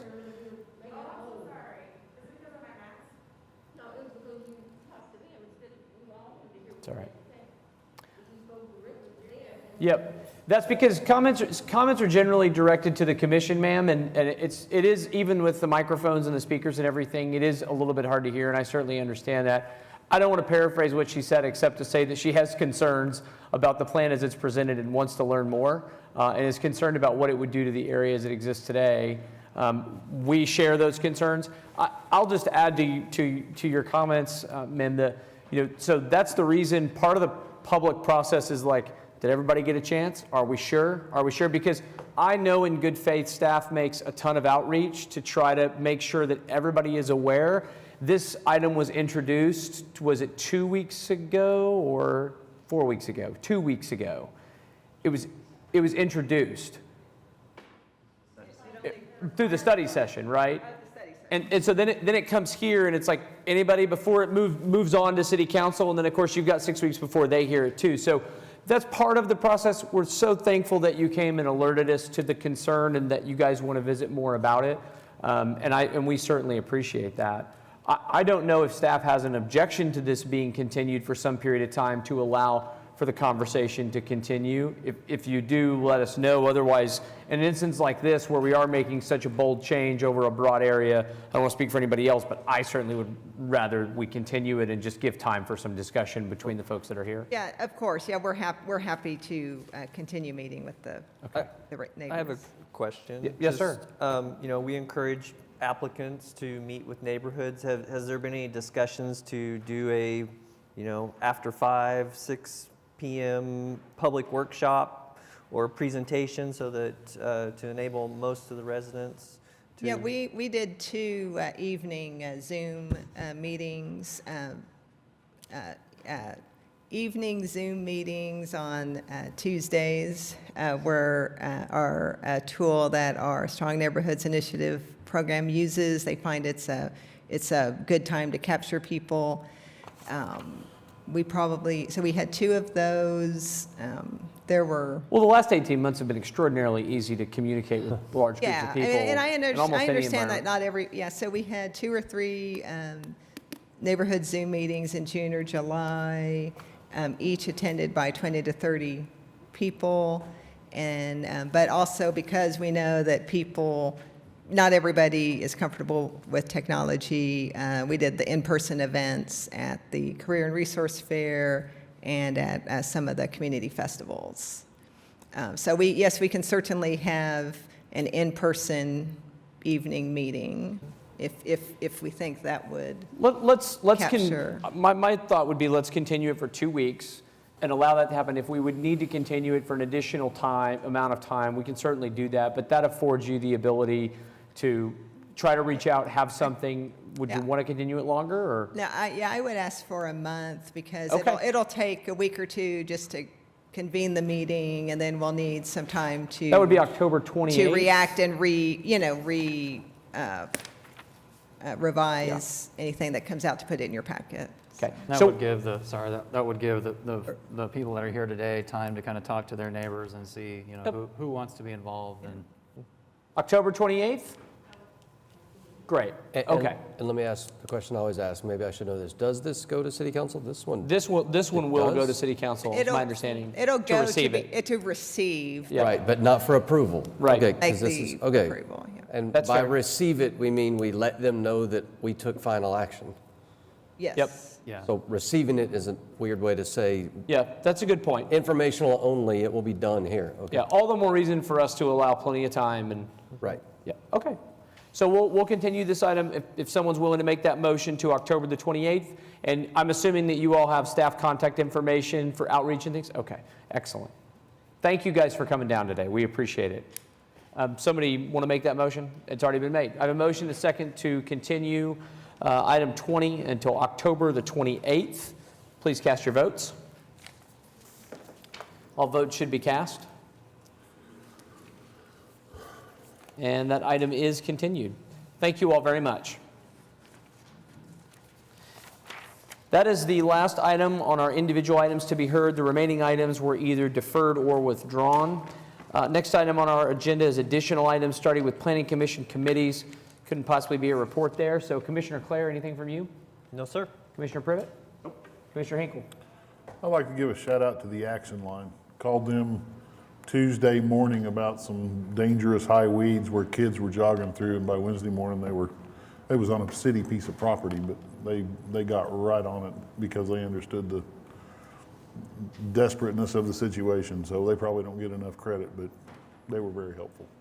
It's outstanding, huh? And the app is also fantastic if you've never used the app. I fully support that. Commissioner Highsmith? Commissioner LaForge? Hope if your car got towed, it'll make for a great joke later. I'll just say I certainly wish in Commissioner Pennington's absence that he has a fantastic wedding, very exciting for him. I wish him and his new spouse well. Planning Department? Nothing from us.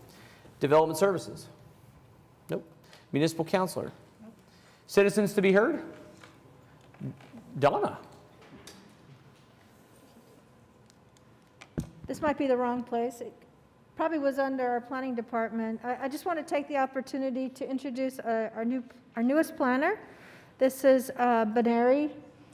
Come on up. You'll have to say your own last name. She's come to us just this past couple weeks, and she's our new Comprehensive Planner.